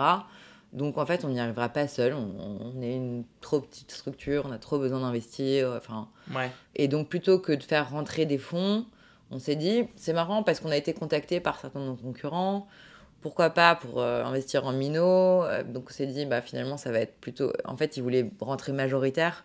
Tu vois, et donc on s'est dit, c'est une autre philosophie parce que tu perds un peu le contrôle de ta boîte. C'était à l'époque, c'était quelques temps avant qu'ils avaient... C'était entre eux, tu vois, on avait déjà eu des discussions sur des concurrents qui avaient voulu nous racheter, etc. Donc ça avait déjà éveillé un peu en nous la possibilité, ce sujet. Donc on s'est dit, si on n'arrive pas à lever des fonds, on croit dans notre sujet, autant allier nos forces, tu vois, plus gros que nous. Et ça veut dire soit vendre complètement, soit faire une prise de participation majoritaire. Et donc, on s'est dit, on va retoquer aux portes des gens avec qui on avait échangé pour leur dire, finalement, tu ravales un peu ta fierté parce que tu te dis, j'ai envoyé chier un peu tout le monde en me disant, tiens, je fais ma série A, non, j'ai pas besoin de vous. Et en fait, tu te rends compte que t'as pas le choix, quoi. Tu te dis, mais à ce moment-là, pour eux, c'est dur l'ego, quoi. Pour ton ego, tu te dis, Et donc, du coup, je poserai la question après, mais du coup, là, il y a quelqu'un qui est intéressé par acheter ? Exact. Ouais. Là, on rentre en process avec un concurrent étranger, notamment. En fait, on en avait plusieurs. D'accord. Une boîte qui fait de la location, enfin, une marketplace de logement étudiant, tu vois, qui est leader au Portugal, développé un peu en Espagne, et qui voulait lancer le marché français. On s'est dit, génial. Ça tombe bien. Extraordinaire opportunité pour nous. C'est une boîte qui avait déjà fait une série B, ils avaient levé 40 millions de dollars, il me semble. D'accord, mais ils avaient restructuré l'équipe. Ils avaient du cash, quoi. On pensait qu'ils avaient du cash, en fait. Non, parce que la levée avait eu lieu 3 ans plus tôt et que depuis, on avait compris que le modèle était un peu compliqué. Donc, en fait, on arrive sur un deal où on s'entend. Tu vois, on est parti au Portugal, on a rencontré le fondateur, enfin, pas le fondateur, le CEO, parce que les fondateurs étaient sortis. Donc, super fit. Et nous, on se projette à fond, quoi, dans ce projet. On s'est dit, waouh, l'équipe, le projet. C'est quoi, c'est prise de participation majoritaire, là? Ouais. Le but, c'était de se faire absorber complètement. Et donc, de faire un échange d'equity. Tu vois, nous, on était sur un deal.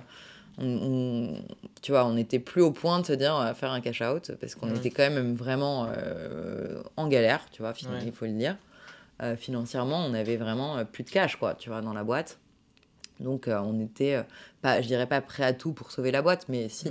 Tu vois, le but, c'était de trouver le deal le moins pire, entre guillemets. Parce que derrière, vous vendiez et puis après, vous partiez. Non, le but, c'était qu'on reste. Tu sais, quand tu vends ta boîte, en général... Tu restes advisor, voilà. Comme ça, t'accompagnes surtout la transition. Donc, en général, tu as ce qu'on appelle des management packages où, en tant que fondateur, tu restes 1 an, 2 ans et tu as un complément de prix parfois, tu vois, de ta session sur objectif, qui te pousse à te dire, tiens, je vais accompagner la croissance. Et surtout que, spécifiquement dans ce deal-là, avec cette boîte portugaise, le CEO voulait nous garder à bord puisqu'il voulait qu'on développe le marché français pour lui. D'accord, ok. Tu vois, et on serait devenu une entité de son groupe, tu vois, pour développer et ce qui était plutôt sympa dans le projet, tu vois, parce que tu dis, tu as d'autres moyens, d'autres équipes, etc., tu vois, et tu vois les choses différemment et tu dis, bon, c'est une expérience en plus cool en tant qu'entrepreneur. Et donc, ça se fait pas à la fin. Et donc, malheureusement, manque... Encore une fois, je sais pas, tu vois, quand tu as la loi des séries, parfois qu'on te dit non, mais que le truc il passe comme ça, ben là, c'était un peu ce qui s'est passé, puisque en gros, Cyril m'appelle, donc le CEO de cette boîte, en me disant lui-même était en train de refinancer la boîte avec ses fonds. Et si tu veux, les fonds lui ont dit bah non, on met pas d'argent en pot pour le moment. Donc, vous allez rester... Enfin, votre plan de développement international, vous le repoussez. C'est pas prioritaire dans la stratégie de la boîte aujourd'hui. Vous êtes priorité à ton marché, plus de renta, plus de... Et donc, en fait, son board a écarté. Tu vois, l'idée, son board a écarté l'idée. Et donc, malheureusement, même lui, s'il voulait le faire, le truc, on n'a pas pu le faire. Et donc, une question avant de parler de la liquidation judiciaire. Moi, j'avais, je sais plus qui m'avait dit, je crois que c'était Axel Bouaziz. De Deal. Ouais, super boîte. Hein. On avait fait une conférence, bref, et un copain à moi l'avait interviewé. Il avait dit, si j'ai un conseil, c'est de prendre l'argent quand vous n'avez pas besoin. Ouais. Et jamais j'y pense. Mais là, maintenant, ce que tu me dis, tu vois, est-ce que quand on est venu toquer à ta porte, les boîtes, est-ce qu'on peut fusionner, est-ce qu'on peut vous racheter, etc. Est-ce que c'est pas à ce moment-là où en fait, eux qui ont le besoin et toi t'as pas besoin, qu'il faut accepter et pas l'inverse? Écoute, je pense qu'il faut jamais regretter les choix que tu fais. Même si tu passes à côté d'opportunités, tu verras que ça t'apporte autre chose. Donc, faut jamais regretter. Dans tous les cas, si quelqu'un t'apporte un deal ou une opportunité que tu la refuses ou que tu l'acceptes, dans tous les cas, tu l'acceptes parce que tu le sens, dans ton cœur, au fond de toi, que c'est ce qu'il faut faire, tu vois. Donc, faut pas se poser trop la question, mais c'est clair que je pense qu'il y a des moments dans la vie où tu le sens, d'autres pas. Très tôt dans la vie de Woomies, on a été approchés. Tu vois, c'est une histoire assez marrante, on en rigole toujours, et d'ailleurs, je suis en contact toujours avec ce fondateur. Il y avait une boîte qui était leader à New York, sur la coloc, et cette boîte s'appelle Roomy. C'était l'app, tu vois, phare à l'époque. Aux États-Unis, ils avaient plusieurs millions d'utilisateurs. Et tu vois, ils faisaient la une de tous les journaux là-bas, etc. Et nous, on faisait notre veille avec Alex. Donc évidemment, on regardait Roomy, c'était notre app star, tu vois. Ils avaient levé 17 millions de dollars en pré-seed, tu vois. Donc je me dis, waouh. Et un jour, on se connecte. Évidemment, tu te crées un compte sur l'app de tes concurrents, tu vois. Et un jour, je reçois un message du fondateur de cette boîte sur son app. Non, il est trop fort. Je te jure. Et là, je me dis, ça fait 6 mois qu'on a lancé Woomies. On était à Londres et à Paris, au Google Campus, tu vois. On était complètement hors sol, quoi. Et je reçois un message du fondateur de Roomy sur son app, tu vois. Donc là, j'y crois même pas. Je me dis, c'est pas possible. C'est le message de... Et là, le mec me dit, j'ai entendu parler de votre boîte. Congrats for Woomies. Je me dis, mais c'est pas possible. Le mec, il me dit, c'est amazing, machin. Je vais venir à Londres bientôt. j'aimerais qu'on se rencontre. Alors là, je dis à Alex, je lui dis, c'est pas possible, il y a le fondateur de cette boîte. Nous, on le regardait avec des étoiles dans les yeux, etc. Et donc, qui nous a proposé de nous rencontrer. Et c'est assez marrant parce que lui voulait se développer en Europe et passer par Londres, évidemment, puisque anglophone, etc. Ouais. Et c'est plus facile pour les Américains d'abord de débuter sur le marché anglais. Et on s'est rencontrés. Et puis, il nous a fait complètement... tu vois, nous, on s'est vu déjà racheter, quoi. Tu vois. Il nous a fait... il rachetait plein de boîtes à cette époque-là, notamment au Brésil, etc. Il était en full croissance externe. Et vous avez dit, et nous, il nous a dit, c'est vous, quoi. S'il y a une boîte que j'achète en Europe, nous, ça faisait 1 an qu'on était sur Woomis, tu vois, donc c'est quand même chauffé. Et on s'est dit, bon, bah, de toute façon, on n'a rien à perdre à voir ce qu'il nous propose. Attends, c'est un Américain, le mec, il a levé, il est en feu, quoi. Tu vois, on va peut-être apprendre des trucs. En plus, tu vois, la dynamique américaine des startups, elle est complètement différente, quoi. Et on s'est rencontrés, on a même rencontré ses investisseurs à Londres, on a fait des déjeuners lunaires. Et donc, c'est assez drôle. Et en fait, si tu veux, pareil, on n'a pas regretté parce qu'à un moment donné, il a disparu de la circulation. Tu vois, ça faisait des mois qu'on se parlait. Et tu vois, il devait nous envoyer une term sheet pour te dire à quel point il était chaud. Et il disparaît de la circulation. Et puis un beau jour... 2 mois ou 3 mois après, on ne comprenait pas pourquoi il ne se passait rien. Il y a un article qui sort à New York sur des layoffs, donc en gros, des histoires un peu sombres, tu vois, où il avait dû virer les 3/4 de ses effectifs, donc 100 personnes à la porte, ça fait la une, pas du New York Times à l'époque, mais bon, tu vois, genre, c'était quand même un gros truc. On s'est dit, waouh, ok, en fait, c'est pas du tout le truc qu'on s'était imaginé. Et non, ça a été une histoire compliquée. Après, ils ont redressé la boîte, mais tu vois, l'américaine, quoi. Ça monte, ça sort, ça truc. C'est l'histoire de WeWork, en fait. Ils investissent, ils rachètent, ils investissent, et puis à la fin, en fait, tu regardes le bilan, et en fait, tu vois que c'est pas rentable. Il y a un problème. C'est ça, c'est compliqué de pas avoir trop des étoiles. Tu vois, il faut être bien assis et se dire, bon, après... c'est ce qui rend le truc sympa aussi dans l'entrepreneuriat, c'est aussi de rêver. C'est sûr. C'est ça, sinon, je pense. Sinon, on ne le ferait pas. Tu vois, si on ne rêvait pas, après, tout le monde n'a pas la même vision. Mais quand tu fais surtout du B2C, que tu crées quelque chose un peu innovant, avec une nouvelle approche, et que tu t'adresses au grand public, et pas forcément, je te parle pas... Moi, le B2B, ça m'a jamais vraiment excitée, tu vois. Donc, je me suis jamais dit, je vais monter une boîte SaaS. Pourquoi pas un jour, tu vois, mais c'est pas... moi, j'aime bien le côté rêve B2C, tu vois, et le côté... tu dis, putain, c'est un marché énorme, quoi. C'est un marché énorme. Importante, On va passer à la dernière étape, du coup, de Woomis, qui est, du coup, la liquidation judiciaire. Donc... ça veut dire quoi être en liquidation judiciaire? Ça veut dire que tu déposes le bilan, carrément, non? Exact, c'est l'expression, tu déposes le bilan. C'est que j'ai appris qu'en fait... C'est un dépôt de bilan, J'ai interviewé donc le founder, CEO de Carlyle. Ah oui. Qui, du coup, avait déposé le bilan. Je trouve que c'est bien passé, du coup. Mais c'est vrai que... c'est jamais une étape facile, évidemment. Mais ça s'est mal passé pour CityScoot, par exemple, récemment. Ouais, il a essayé de racheter, Il a essayé de racheter, mais... oui, voilà. Mais c'était pas le parcours ultra. Super compliqué, Donc, peut-être avec du recul, est-ce que tu peux nous dire qu'est-ce que... Parce que, donc, en fait, il faut présenter un projet. Non, c'est ça, hein? Non, en fait, ce qui se passe, tu as plusieurs étapes. C'est soit ta boîte, elle gagne de l'argent, etc. Et tu dis, bon, je passe en redressement judiciaire. Après, il y a des étapes avant, d'ailleurs, quand ton business va pas bien, que tu as de la dette, etc.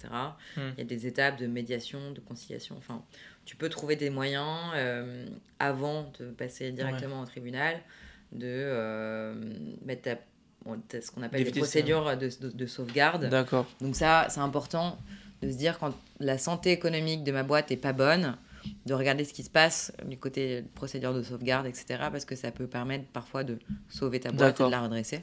À partir du moment où tu as un business et du chiffre. Mais quand on arrive au mode de redressement en liquidation, ce qui se passe, c'est qu'effectivement, c'est un mandataire judiciaire qui prend la main sur l'entreprise, c'est vrai. Sur, effectivement, l'actif, le passif. En gros, tu détailles tes créances, donc ce que la boîte, elle doit, est-ce que tu as des créances fournisseurs, tu dois de l'argent à des gens, etc.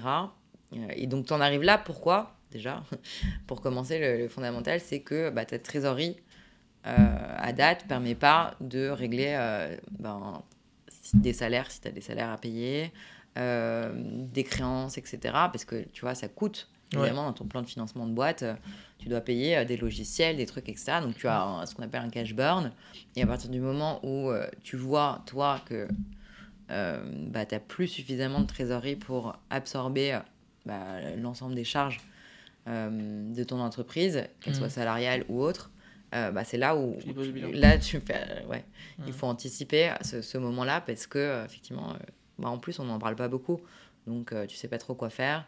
Alex, tu vois, il a passé du temps à lire ce qui existait, et c'est pour ça que c'est important d'en parler. Tu vois, de comment ça se passe. Tu fais l'état de tes créances, tu as un mandataire judiciaire avec qui tu échanges, qui va te dire est-ce que donc nous, en plus on était dans un process de vente d'entreprise, quels sont les actifs que tu peux vendre de ton entreprise, etc. Et c'est eux qui identifient en disant donnez-moi la liste des acquéreurs avec qui vous aviez discuté, et moi je vais prendre la main en gros sur la session et je vais leur proposer voilà, est-ce que vous voulez vendre la base de données, est-ce que vous voulez vendre la globalité.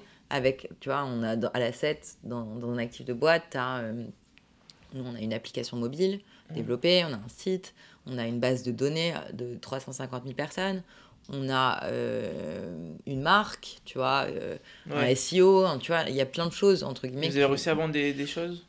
Non, ce qui est quand même assez fou. Même la base de données c'est que la base de données n'a pas été vendue, et la mandataire judiciaire, après, il y a un côté qui est, bon, ça peut être un peu plus technique, mais en fait, le coût, parce que ça prend du temps, évidemment, à la mandataire. Donc, si elle se dit, si c'est pour vendre ça 10 000 balles ou 20 000 balles à quelqu'un et que ça me prend trop de temps, entre guillemets, elle ne va pas le faire. C'est pas rentable avec le tu temps. Vois Et donc, il y a cette notion de, en gros, appel d'offres où tu as des repreneurs potentiels qui se disent, moi, voilà mon offre.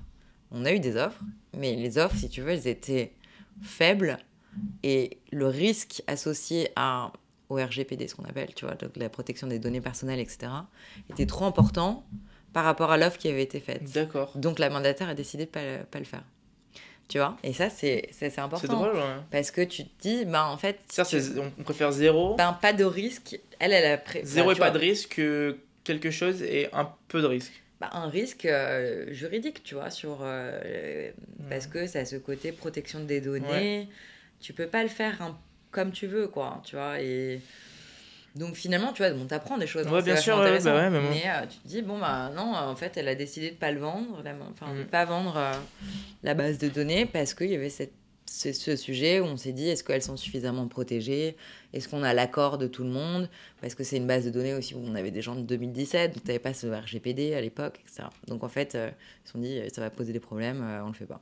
Bon, du coup, l'entreprise se ferme, enfin fermée. Donc exactement, c'est un process qui prend plusieurs mois, et tu passes au tribunal. C'est un truc assez costaud quand même. Tu te dis, quand tu commences ta boîte, tu penses jamais te retrouver devant 5 juges comme ça, quoi. Non, émotionnellement, c'est super difficile, honnêtement. Et puis, c'est un soulagement quand même, parce que tu sors de là et t'en peux tellement plus du suspense, si tu veux, de la levée de fonds, de la vente, l'ascenseur émotionnel, où tu dis, est-ce que la pièce, elle va tomber de quel côté, tu vois ? Et tu te dis... c'est horrible de dépendre, tu vois, en plus quand tu es entrepreneur et que tu aimes avoir ton destin en main, là tu dépends uniquement, tu n'as pas le choix de la décision, du bon vouloir de quelqu'un. Donc là, il n'y a rien de plus frustrant dans la vie d'un entrepreneur. C'est pour ça qu'aujourd'hui, tu penses rentabilité, indépendance, etc. de ta boîte, parce que c'est horrible. Tu es lessivé émotionnellement, et donc quand ça s'arrête et que tu passes au tribunal, c'est super dur, tu ne comprends rien de ce qui se passe. T'attends juste qu'on te dise à la fin le verdict, quoi. Voilà, exactement. Tu te dis, en fait, le verdict, tu le connais, c'est une formalité. Tu sais que à la fin, en gros, t'as les juges, ils te posent quelques questions peut-être sur ton business, sur l'actif, le passif, mais tu sais qu'à la fin, il met le coup de tampon. Ouais, c'est fini. C'est fini, tu vois. Ils te disent, la société Wimiz, placée en liquidation judiciaire, et là, tu te prends un mur, t'es complètement abasourdi du truc, et puis tu mets du temps à réaliser. Bon, j'étais avec Alex, j'étais avec Léna aussi, qui était notre première salariée qui est venue avec nous. Tu vois, c'était émotionnellement dur, quoi. Tu passes un moment, tu sens que ça va marquer ta vie, tu vois. Tu sens que c'est pas anodin et que c'est un moment particulier. Après, tu prends le temps de prendre le recul, quoi. Mais... Parce que, ouais, du coup, bon, là, on va parler un peu de la post-mort. Parce que, bon, voilà, bah, là, tu rentres chez toi, et là, tu sais, t'as plus rien. Tu sais ce qu'on a fait, j'aurais pas le dire au micro, mais nous, on est parti avec Alex, Elena, et il était 11h du matin, tu vois, on était au tribunal de Nanterre. On est sorti de là, on était prendre un verre, on s'est pris un gin tonic, on était complètement sonnés. Ce jour à 11h du mat. C'est le truc le mieux qu'on ait eu à faire, quoi. Genre, objectivement, c'est le meilleur show, ouais. On a trinqué, on s'est pris un gin tonic, et puis voilà. Puis on est rentré, je sais pas, moi, j'étais chez ma meilleure pote à l'époque, on a regardé un film. Enfin, ouais, c'était complètement sonné, et après, c'est comme post-rupture, quoi. Ouais, tu comprends pas trop ce qui t'arrive, et en même temps, tu l'avais anticipé, parce que ça fait que t'as quand même eu le temps de... Ouais. T'as quand même eu le temps de process le sujet, même si c'est rapide, tu vois, entre le moment où tu décides de liquider et le moment où tu liquides réellement. Ouais, tu le il sais. s'est passé 10 jours, tu vois, c'est pas beaucoup. Tu vois, le moment où tu dis j'ai plus d'autres cartes, j'ai plus le choix, j'ai épuisé toutes les cartes que j'avais sur la table, de levée, de rachat, de machin, etc.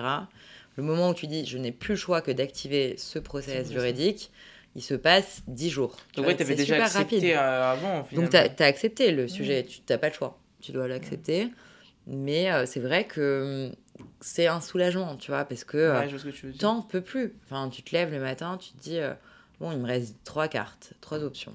Et tu fais tes plans toute la journée, t'es dans tes options, et en plus, tu peux même plus faire avancer ton business. Réellement, puisque t'as plus de cash, et t'es...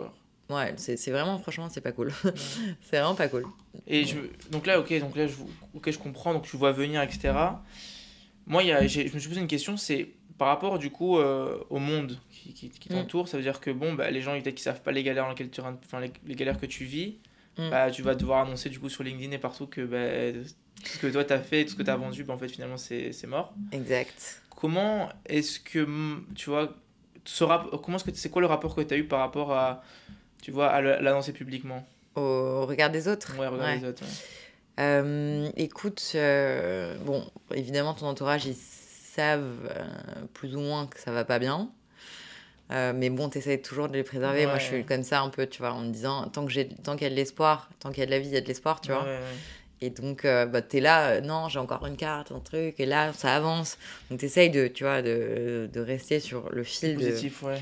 Donc, mais bon, clairement, ma famille voyait que ça allait pas bien. J'étais à Londres à ce moment-là, beaucoup, quasiment la plupart du temps, tu vois, full time. Ce que j'avais besoin, je pense, de prendre de la distance, même physique, tu vois. On n'avait plus de bureau depuis quelques mois et tout, donc je me suis dit, je vais rester à bosser là-bas. Et j'avais mon entourage vraiment proche, quoi, émotionnel là-bas. Et ça m'a beaucoup aidée, je vais dire, les derniers mois, d'être à Londres, je sais pas, détacher un peu, tu vois. Pas détacher émotionnellement, parce que t'es toujours dans ta boîte et tout, mais... Ouais, mais l'accepter, quoi, dire que ça et ça puis peut même mal finir. avec Alex, enfin, tu vois, on se parlait, c'était tendu, enfin, tu vois, il y a des moments super difficiles, quoi.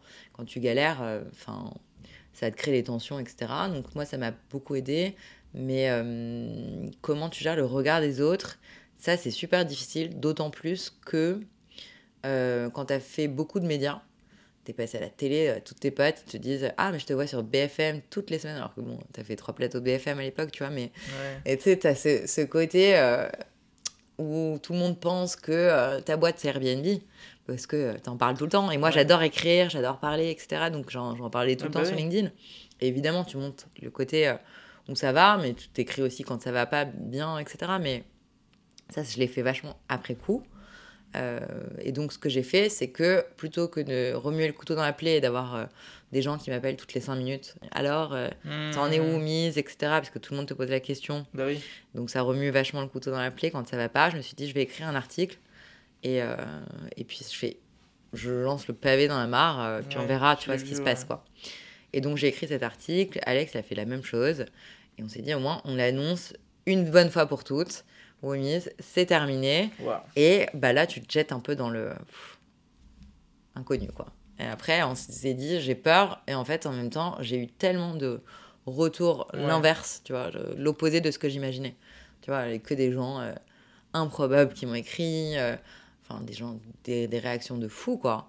Et c'est vrai que nos associés, les premiers, nous ont beaucoup aidés dans cette période-là, à nous déculpabiliser.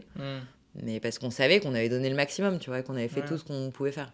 Et donc ça te décomplexe, tu vois. Quand tes investisseurs, tes propres investisseurs associés te disent ça, en disant, bon, bah, on sait que vous avez fait le max, vous avez tout donné. Et que voilà. Donc ça, déjà, ça te décomplexe. Après, t'écris comme tu sens les choses. Ouais. Tu vois qu'en fait, ben, c'est pas si grave, quoi. Ouais, ça va. Enfin, au contraire, tu vois, les gens, ils te disent, ah, mais aux États-Unis, qu'un échec, c'est une graduation, tu vois. Si t'as pas connu un échec dans ta vie, c'est qu'il y a un problème. Ouais, t'as reçu des félicitations. Ouais. C'est la première étape. Exactement, tu vois. Et c'est ce que m'a dit Didier, mon associé dans Blox, tu vois, qui me dit, mais t'as graduate, genre, sois fier. Ouais. C'est bien. Il fallait passer par là. Maintenant, t'es prête pour le vrai sujet, tu vois, la vraie boîte. Et Blox. C'est vrai. Après, il y a d'autres choses qui se passent, évidemment. Ouais. Et c'est comme ça que ça m'a apporté, tu vois. En fait, ce qui est important de se dire, c'est que la vie, tu sais jamais ce qui peut t'arriver, mais à chaque fois qu'il y a un événement, ça amène toujours à autre chose, tu vois. Et il faut vraiment être assez optimiste dans la vie parce que, tu vois, tous ces mois de galère avec Oumise, etc., évidemment, j'étais triste que l'aventure s'arrête. Mais quand je vois ce qu'il y avait derrière, tu vois, rétrospectivement, quand je vois que cet article, il m'a apporté la rencontre, ce café avec Grégory, mon premier associé, qui m'a mené à Blox, qui avait ce projet de Blox, qui m'a dit, mais attends, Blox, ce que tu faisais chez Womise, on peut l'utiliser, etc. Et je me suis dit, waouh. Et ça m'a mené tout de suite, tu vois, sur cette rencontre. Je me suis dit, en fait, le mois de juin, juste après avoir liquidé, je me suis dit, allez, non, je dis, bouge-toi, parce que si je bouge pas de chez moi et que là, je commence à déprimer, je suis foutue. Donc, comme je suis quelqu'un qui, tu vois, un peu, j'aime bien aller de l'avant et je me laisse pas abattre, je me suis dit, il faut que je vois des gens. Et l'avantage d'avoir écrit cet article, c'est que y a plein de gens qui m'ont proposé des cafés, tu vois. Trop bien. Et c'est cool. Et c'est comme ça que tu crées tes propres opportunités. C'est justement en te disant, ça y est, la vie ne s'arrête pas là. Au contraire, elle commence. Et d'ailleurs, voilà, ça m'a mené tout de suite à Blox. Enfin, je me suis dit, très bien, j'ai rencontré plein d'entrepreneurs qui m'ont proposé d'autres projets. Je voulais bosser en fond parce que financièrement, j'étais complètement ramassée. Tu vois, j'ai plus zéro cash, tu vois, t'as plus de salaire en plus depuis quelques mois, donc t'es essoré. Donc je me suis dit, j'ai pas le choix que de trouver un job stable en VC ou de trouver un truc, tu vois, où j'arrive à équilibrer. Et c'est ce qui s'est passé, tu vois. Et la chance, les planètes se sont très vite réalignées et ça m'a mené tout de suite à Blox, tu vois. Genre, j'ai pris 2 mois de pause. Quand même pour... les vacances d'été, juste. Voilà.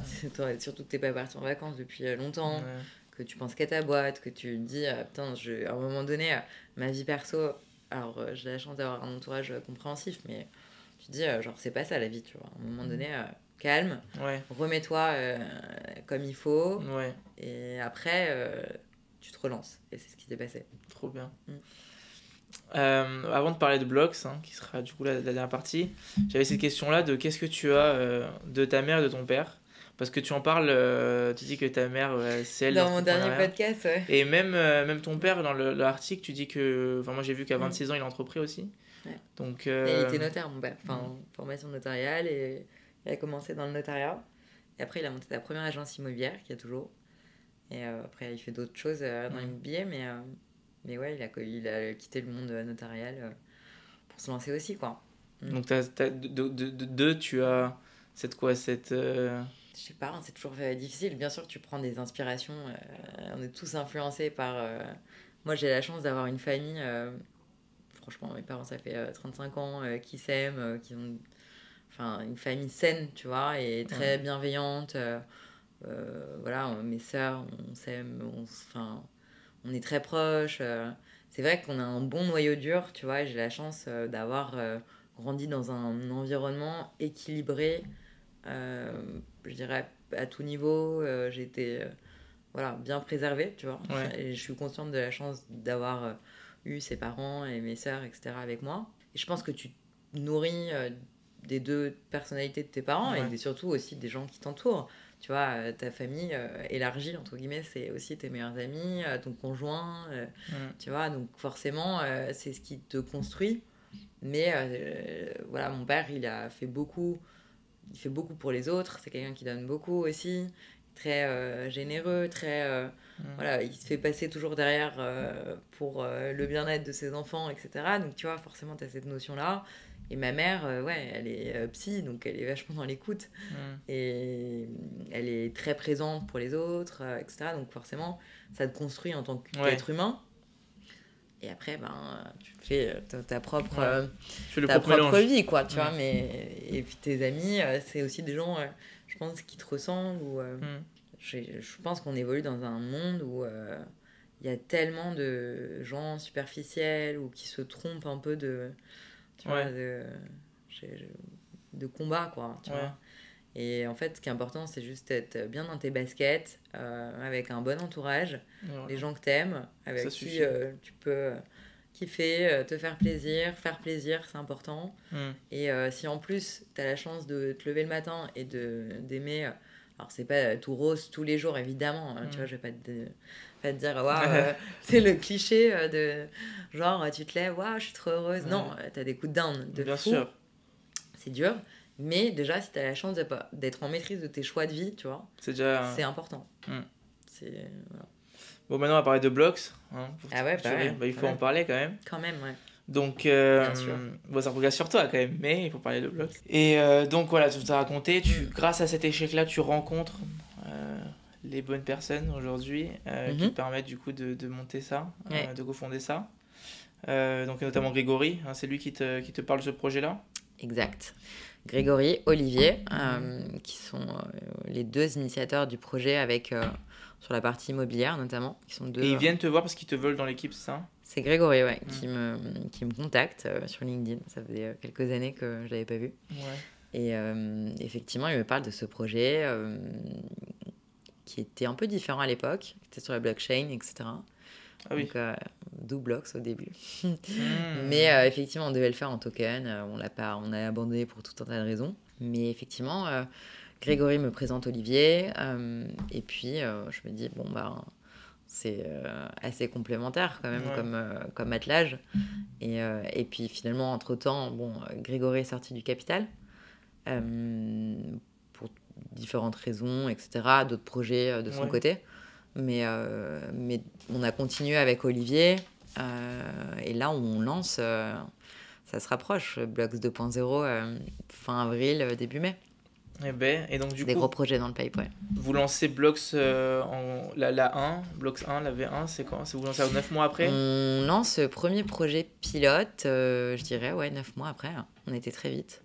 Et donc tu arrives, après l'échec de Woomies, tu fais 2 mois et tu te remets au travail à fond ? À fond, septembre direct. Wow. Direct, mais moi j'ai besoin de ça, tu vois. Je me dis, c'est toujours dans la. Puis même si t'es pas complètement remis, parce que tu te rends compte après, tu vois, qu'il y a encore des trucs un peu. Évidemment, aujourd'hui, même encore, aujourd'hui, tu vois, il y a des choses qui se remettent en ordre. Tu vois, dans ma vie, dans mon truc, c'est des temps longs, quoi. Bah c'est pas derrière. C'est pas du jour au lendemain, tu dis, tiens, je suis remise de cette expérience. C'est en avançant que tu vois, que tu te répares aussi. Et c'est important. Et donc, moi, j'ai besoin d'être dans l'action. Bien sûr, tu fais des erreurs. Il y a des moments où ça va plus ou moins bien.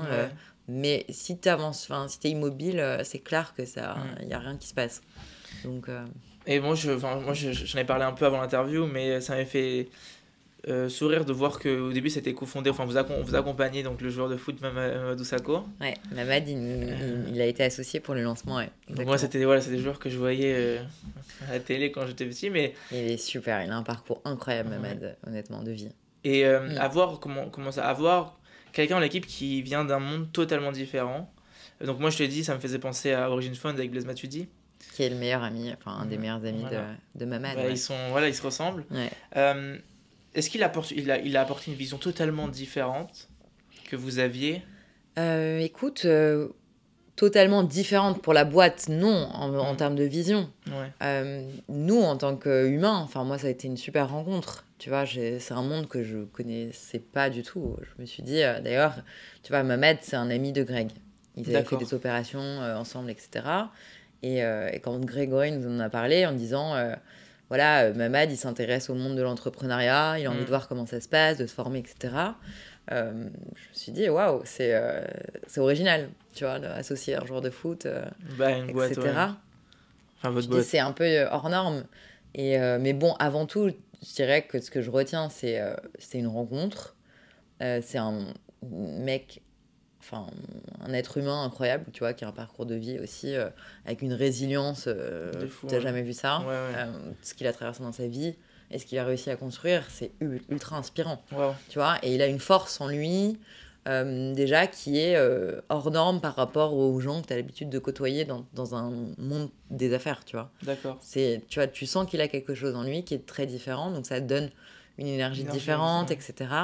Et donc oui, sur le projet, au lancement, puis c'est quelqu'un qui a plein de bonnes idées, hein, franchement, il a des super idées, il nous a beaucoup aidé pour le lancement, on a beaucoup réfléchi avec lui, etc. Il s'est vachement impliqué dans le lancement, et ça a apporté évidemment de la visibilité pour la boîte, etc. Donc non, c'est sûr que ça a été une expérience originale avec lui.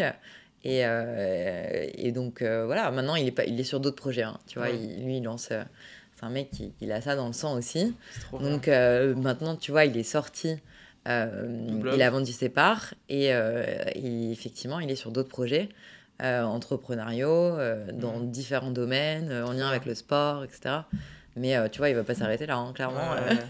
On va le suivre. On va le suivre, ouais. Et donc là, sur les 9 mois que pour lancer le blog, c'est même en fait aujourd'hui, c'est quoi les premiers obstacles là, auxquels vous avez dû faire face Alors, il y en a plein. Je dirais que c'est compliqué de lancer, tu vois, une plateforme d'investissement parce que tu as le côté confiance. aussi, non ? Ouais, on a l'agrément qui est en cours, tu vois, d'études. Donc ça c'est des process super longs, hein. C'est beaucoup de travail.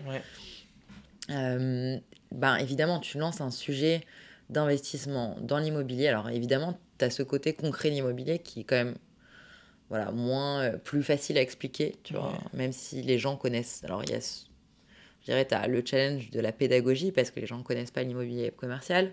Donc il faut expliquer pourquoi c'est un bon investissement. 2, tu as le côté investissement, on parle d'argent. Donc les gens, il faut qu'ils aient confiance dans ta plateforme pour mettre leur carte bleue, tu vois, et investir dedans. Donc il faut tu aies ce sujet de confiance, donc ça c'est un gros challenge. Et le sujet de distribution, de dire en fait est-ce que j'ai suffisamment d'investisseurs sur la plateforme pour financer l'actif, parce que tu vois, au début on lance des projets qui font à peu près 500 000 euros par projet, etc. D'accord. Donc il faut te dire comment il faut qu'il y ait 500 000 euros qui passent. Il faut que ce soit un succès, tu vois, donc c'est important de dire comment je vends ça. Voilà, les obstacles, c'est est-ce que j'ai suffisamment de personnes en ligne, est-ce que j'ai d'autres canaux de distribution qui me permettent de financer mon projet, donc ça, c'est un gros challenge, évidemment. Tu vois, le succès de ton business, c'est le financement de projet. Donc c'est comme ça qu'on fait du chiffre d'affaires. Et est-ce que tu peux nous dire pourquoi est-ce que investir dans cet immobilier-là est plus intéressant qu'investir dans l'immobilier résidentiel, par exemple ? Alors, je t'invite à regarder un peu de contenu, mais si je peux te les résumer. Ouais, en 3 points. En 3 points. Déjà, c'est une côté de performance. Tu vois, aujourd'hui, l'immobilier commercial, c'est... le commerce, c'est la classe d'actifs la plus performante sur les 20 dernières années. D'accord. En immobilier. Tu vois, donc tu regardes toutes ces classes d'actifs immobilières confondues, le commerce, centres commerciaux, etc. C'est en termes de performance ce qui a produit le meilleur rendement des 20 dernières années. Donc performance, sécurité, je dirais, pour l'investisseur, parce que le bail commercial par rapport à un bail résidentiel est beaucoup plus protecteur pour l'investisseur. D'accord. Parce que c'est un bail long, que si le locataire ne paye pas son loyer, il y a demandé. beaucoup moins de protection que dans le résidentiel où tu peux te retrouver sur des années avec un locataire qui ne paye pas. Ça n'existe pas en commercial. D'accord. Et déjà, et c'est une protection contre l'inflation aussi, parce que ton loyer suit l'inflation. Il est indexé à l'inflation. Ah, donc le rendement de l'investisseur, il est indexé à l'inflation ? Ouais. Ah ouais, donc d'une certaine manière, puisque tu as l'indice des loyers commerciaux, tu n'as pas en résidentiel qui est plus... du coup, il est pas fixe alors, ça veut dire que quelqu'un investit. Non, ça veut dire que ton loyer, il évolue, tu vois, sur les 5 dernières années. Et ça, le rendement, c'est le loyer. Il me semble que ça fait 15%, tu vois, il y a 15% d'augmentation sur les 5 dernières années. Tu vois, donc en fait, un investissement que tu faisais il y a 5 ans à 6% de rendement, aujourd'hui, il produit 7% de rendement. Et aujourd'hui, le rendement moyen d'un... Alors, Aujourd'hui, tu vois, le marché évolue. Ça, c'est pareil, le marché est un peu en crise, les taux sont hauts, donc les professionnels achètent moins, donc il y a moins d'acheteurs, mais les prix n'ont pas encore extrêmement corrigé. Donc, tu vois, aujourd'hui, on arrive à trouver, et après, le rendement, tout dépend toujours de la géographie, tu vois, de tes investissements. Aujourd'hui, nous, on est parisiens, forcément, un rendement à Paris, pourquoi ? Parce que le marché est plus liquide, il y a plus de demandes. Donc, il y a moins de rendement, un peu que si on allait dans des zones un peu plus à risque ou éloignées, etc. Donc, aujourd'hui, on va aller chercher des rendements nets servis entre 5 et 7-8%. Tu vois. Sachant que nous, on parle en objectif de TRI sur un investissement à 10 ans. Tu vois, on va plutôt être sur du 7-10%, tu vois, en TRI annuel. Ok. Non, c'était pas une petite idée pour pouvoir donner une petite idée comme ça, ils pourront aller ensuite checker.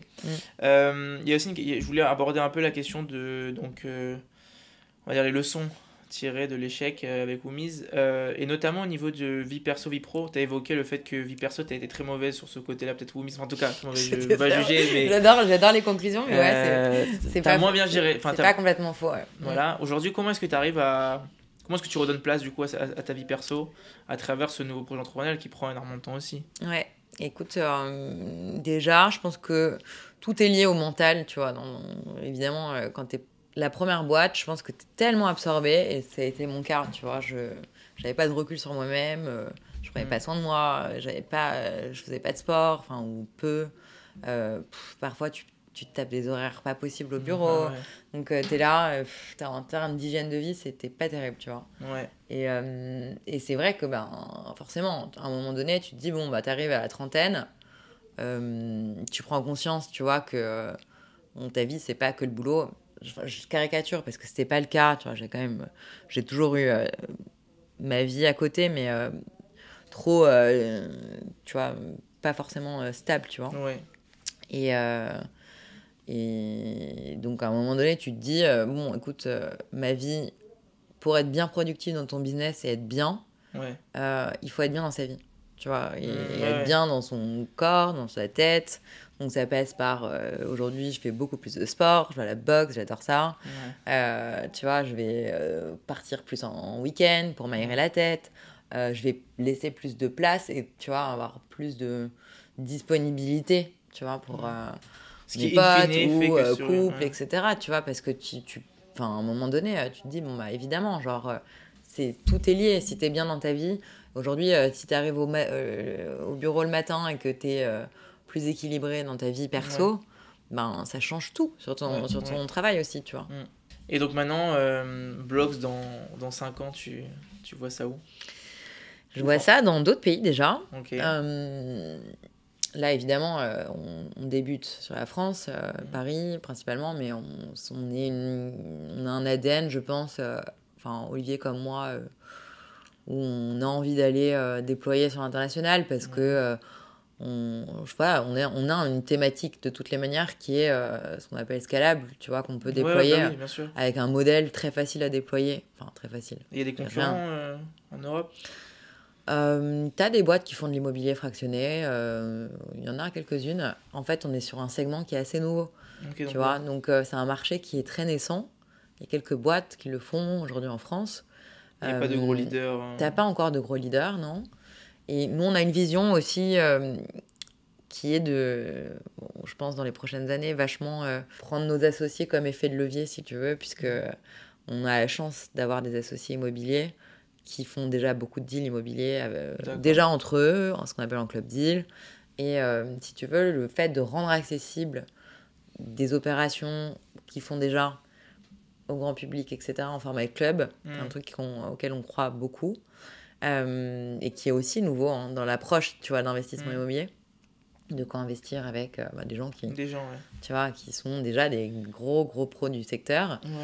Et donc, dans 5 ans, écoute, on se voit déjà, on a un agrément en cours qui est un agrément européen. Très bien. Qui va nous permettre d'évoluer au niveau de l'Union européenne. Après, on verra. Mais que dans les capitales. Que dans des villes Alors, pas que dans les capitales, non. D'accord. Mais toutes les villes où il y a une densité, nous, on est déjà sur du commerce, Ouais. même quand on va faire de l'hôtellerie, etc., ça va être plutôt des villes à thématique touristique ou densité de population importante, etc. Ouais. Ça veut pas dire qu'on va faire que des capitales. On est assez opportuniste, tu vois, dans l'approche. Mais le but, c'est effectivement de rationaliser le truc, de dire, en fait, un rendement qui est plus ou moins cohérent, tu vois, c'est... on va pas aller proposer des trucs ultra risqués, enfin, en tout cas, pas en priorité, tu vois. Peut-être qu'il y a des investisseurs qui vont aimer le risque et un jour, on proposera d'autres typologies d'actifs, tu vois, sur des classes d'actifs beaucoup plus risquées, mais avec plus de rendement. Ouais. Peut-être. Mais aujourd'hui, tu vois, on est cœur, tu vois, dans notre cœur de thèse d'investissement, c'est de proposer des bons investissements avec un rapport risque-rendement équilibré, tu vois, un truc patrimonial où on se dit, ok, ben, on a évidemment un potentiel de revalorisation de l'actif, donc de plus-value à la sortie, parce que c'est le but de l'investissement immobilier. Tu dis, le but, c'est quand même que on gagne aussi de l'argent sur la revente de l'actif, mais avec un rendement qui est servi, où on se dit, on va aller chercher des commerces bien placés, dans des zones... tu vois, où on sait qu'il y a des commerçants qui peuvent vivre, tu vois, et qui ont des niveaux de loyer acceptables. Et si jamais, dans le pire des cas, il fait faillite, etc., on sait qu'on peut relouer tout de suite. Donc en fait, c'est vous qui achetez tous ces lieux-là. Ouais, exactement. Nous, si tu veux, Olivier, le but aujourd'hui, c'est un peu comme les fonds font aujourd'hui. On va recevoir un deal flow, donc plein d'actifs, des vendeurs en direct, des brokers immobiliers. Ils vont nous dire, bah tiens, je sais que dans votre cahier des charges, nous on a un cahier des charges précis à l'achat, et ils vont nous envoyer des actifs qui correspondent à notre cahier des charges, et ensuite on les analyse, et on dit, bah tiens, tel commerce, là en termes de rendement, on est dans la bonne cible, on achète bien, on sait qu'on fait une bonne affaire pour nos investisseurs, donc comme en plus on a aligner nos intérêts avec ceux de nos investisseurs, qu'on va mettre un carried interest, c'est-à-dire nous, on se rémunère aussi sur la plus-value de sortie. Donc, on a intérêt à faire des bonnes affaires, puisque on gagne dessus aussi. Et à vendre vite ou pas ? Non, parce qu'on fait des opérations, on calibre en fonction des opérations, mais en moyenne, c'est des opérations qui vont durer 8 à 10 ans. D'accord, ok. Après, le but, c'est d'offrir des portes de sortie en cours de route, évidemment. Mais si tu veux, on reste un investissement immobilier, ça reste du long terme, pas des cryptos. C'est pas un truc. C'est pas des allers-retours. Tu peux pas faire. Alors, sinon, tu fais autre chose. Enfin, tu veux pas c'est pas le but de Block, c'est pas de faire un aller-retour. Si tu veux le faire sur des coûts immobiliers, bah on fait-le, mais ce sera pas chez nous, tu vois. D'accord, Peut-être que dans quelques années, ou que, tu vois, en tout cas, notre cœur de cible, c'est pas ça. C'est du long terme. C'est de dire, voilà, nous, vous êtes là pour vous assurer d'un revenu régulier, pour ceux qui veulent se construire leur stratégie, pour diversifier sur une thématique qui est de l'immobilier commercial aujourd'hui, auquel vous n'avez pas accès par d'autres biais. Donc, tu vois, il y a cette logique vraiment de construction, de dire, attends, ton épargne, plutôt que de la faire dormir ou de la mettre sur des supports, etc., que tu ne comprends pas forcément, bah là, tu es quand même sur la boulangerie de la rue d'à côté. Tu vois que c'est concret. Tu vois que... C'est sympa parce que tu vas investir dans la boulangerie de ton coin et en fait, tu vas chercher encore plus de croissance chez eux. Bah ouais, bien sûr. Tu as toujours intérêt à les consommer dans les lieux où tu as investi. Ouais, trop bien, ok. Tu vois ? Ok, je vois. Ok. Bon, on arrive maintenant à la fin au terme du podcast. On a l'habitude dans ce podcast de laisser le mot de la fin à l'invité. Donc à toi, donc si jamais tu as un dernier conseil pour les gens qui veulent se lancer dans l'entrepreneuriat ou pour les gens qui sont en train de passer des moments douloureux, que ce soit dans l'entrepreneuriat ou ailleurs. Bah oui, il y en a beaucoup. Je pense qu'il faut garder confiance en soi et se dire que tous les moments difficiles mènent à... Enfin, c'est que des cycles, quoi. Et tout t'apporte et te fait grandir, et c'est important vraiment de l'avoir en tête, quoi. C'est pas la fin du monde et qu'on se relève de tout, je te dis, sauf de la mort, quoi. C'est bête, mais c'est la réalité, quoi. Et que, évidemment, faut accepter les choses comme elles sont, mais tout mène... Ce qui arrive derrière, c'est toujours plus beau, en général, tu vois. Faut le voir comme ça, en tout cas. Enfin, en tout cas, quand tu te sens au fond du trou, ça, c'est sûr que ça peut que plus beau, ça peut que être mieux derrière. Donc, il faut vraiment s'accrocher, c'est important de vraiment rien lâcher pour pas avoir de regrets. Tu vois, ce qui est le pire truc, je pense que tu peux avoir. Et ça m'a éveillé beaucoup de fois quand j'étais chez Natixis. Ça m'a vraiment percuté. Certains salariés, quand j'ai annoncé que je partais, ils m'ont dit j'ai appris que vous montez une boîte, mais c'est génial. Moi, il y a 20 ans, il y a 10 ans, j'avais cette idée-là. J'aurais adoré le faire. Et bon, voilà, finalement, ça fait 15 ans que je suis là et je regrette un peu. Et alors ça, tu vois, ça, c'est le truc... pour moi, ça réveille quelque chose, tu vois. Et ça, je pense qu'il n'y a rien de pire dans la vie que de se dire j'aurais dû le faire parce que je le sentais au fond de moi et je ne l'ai pas fait. Je pense que c'est vraiment la bonne approche et peut-être le conseil, tu vois, que j'aurais, c'est tu peux te planter, tu peux... rien n'est grave, l'échec n'est encore moins parce que ça t'apporte quelque chose, même si c'est dur de l'accepter.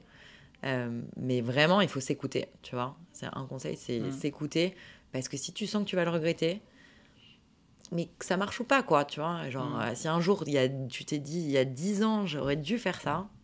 Alors, il faut que tu le fasses maintenant. Ouais, autant le faire, quoi. Bon, voilà. Écoute, merci beaucoup de m'avoir reçu Merci à toi, Gaël. Dans ce bureau et à très vite. Ouais, très vite, merci.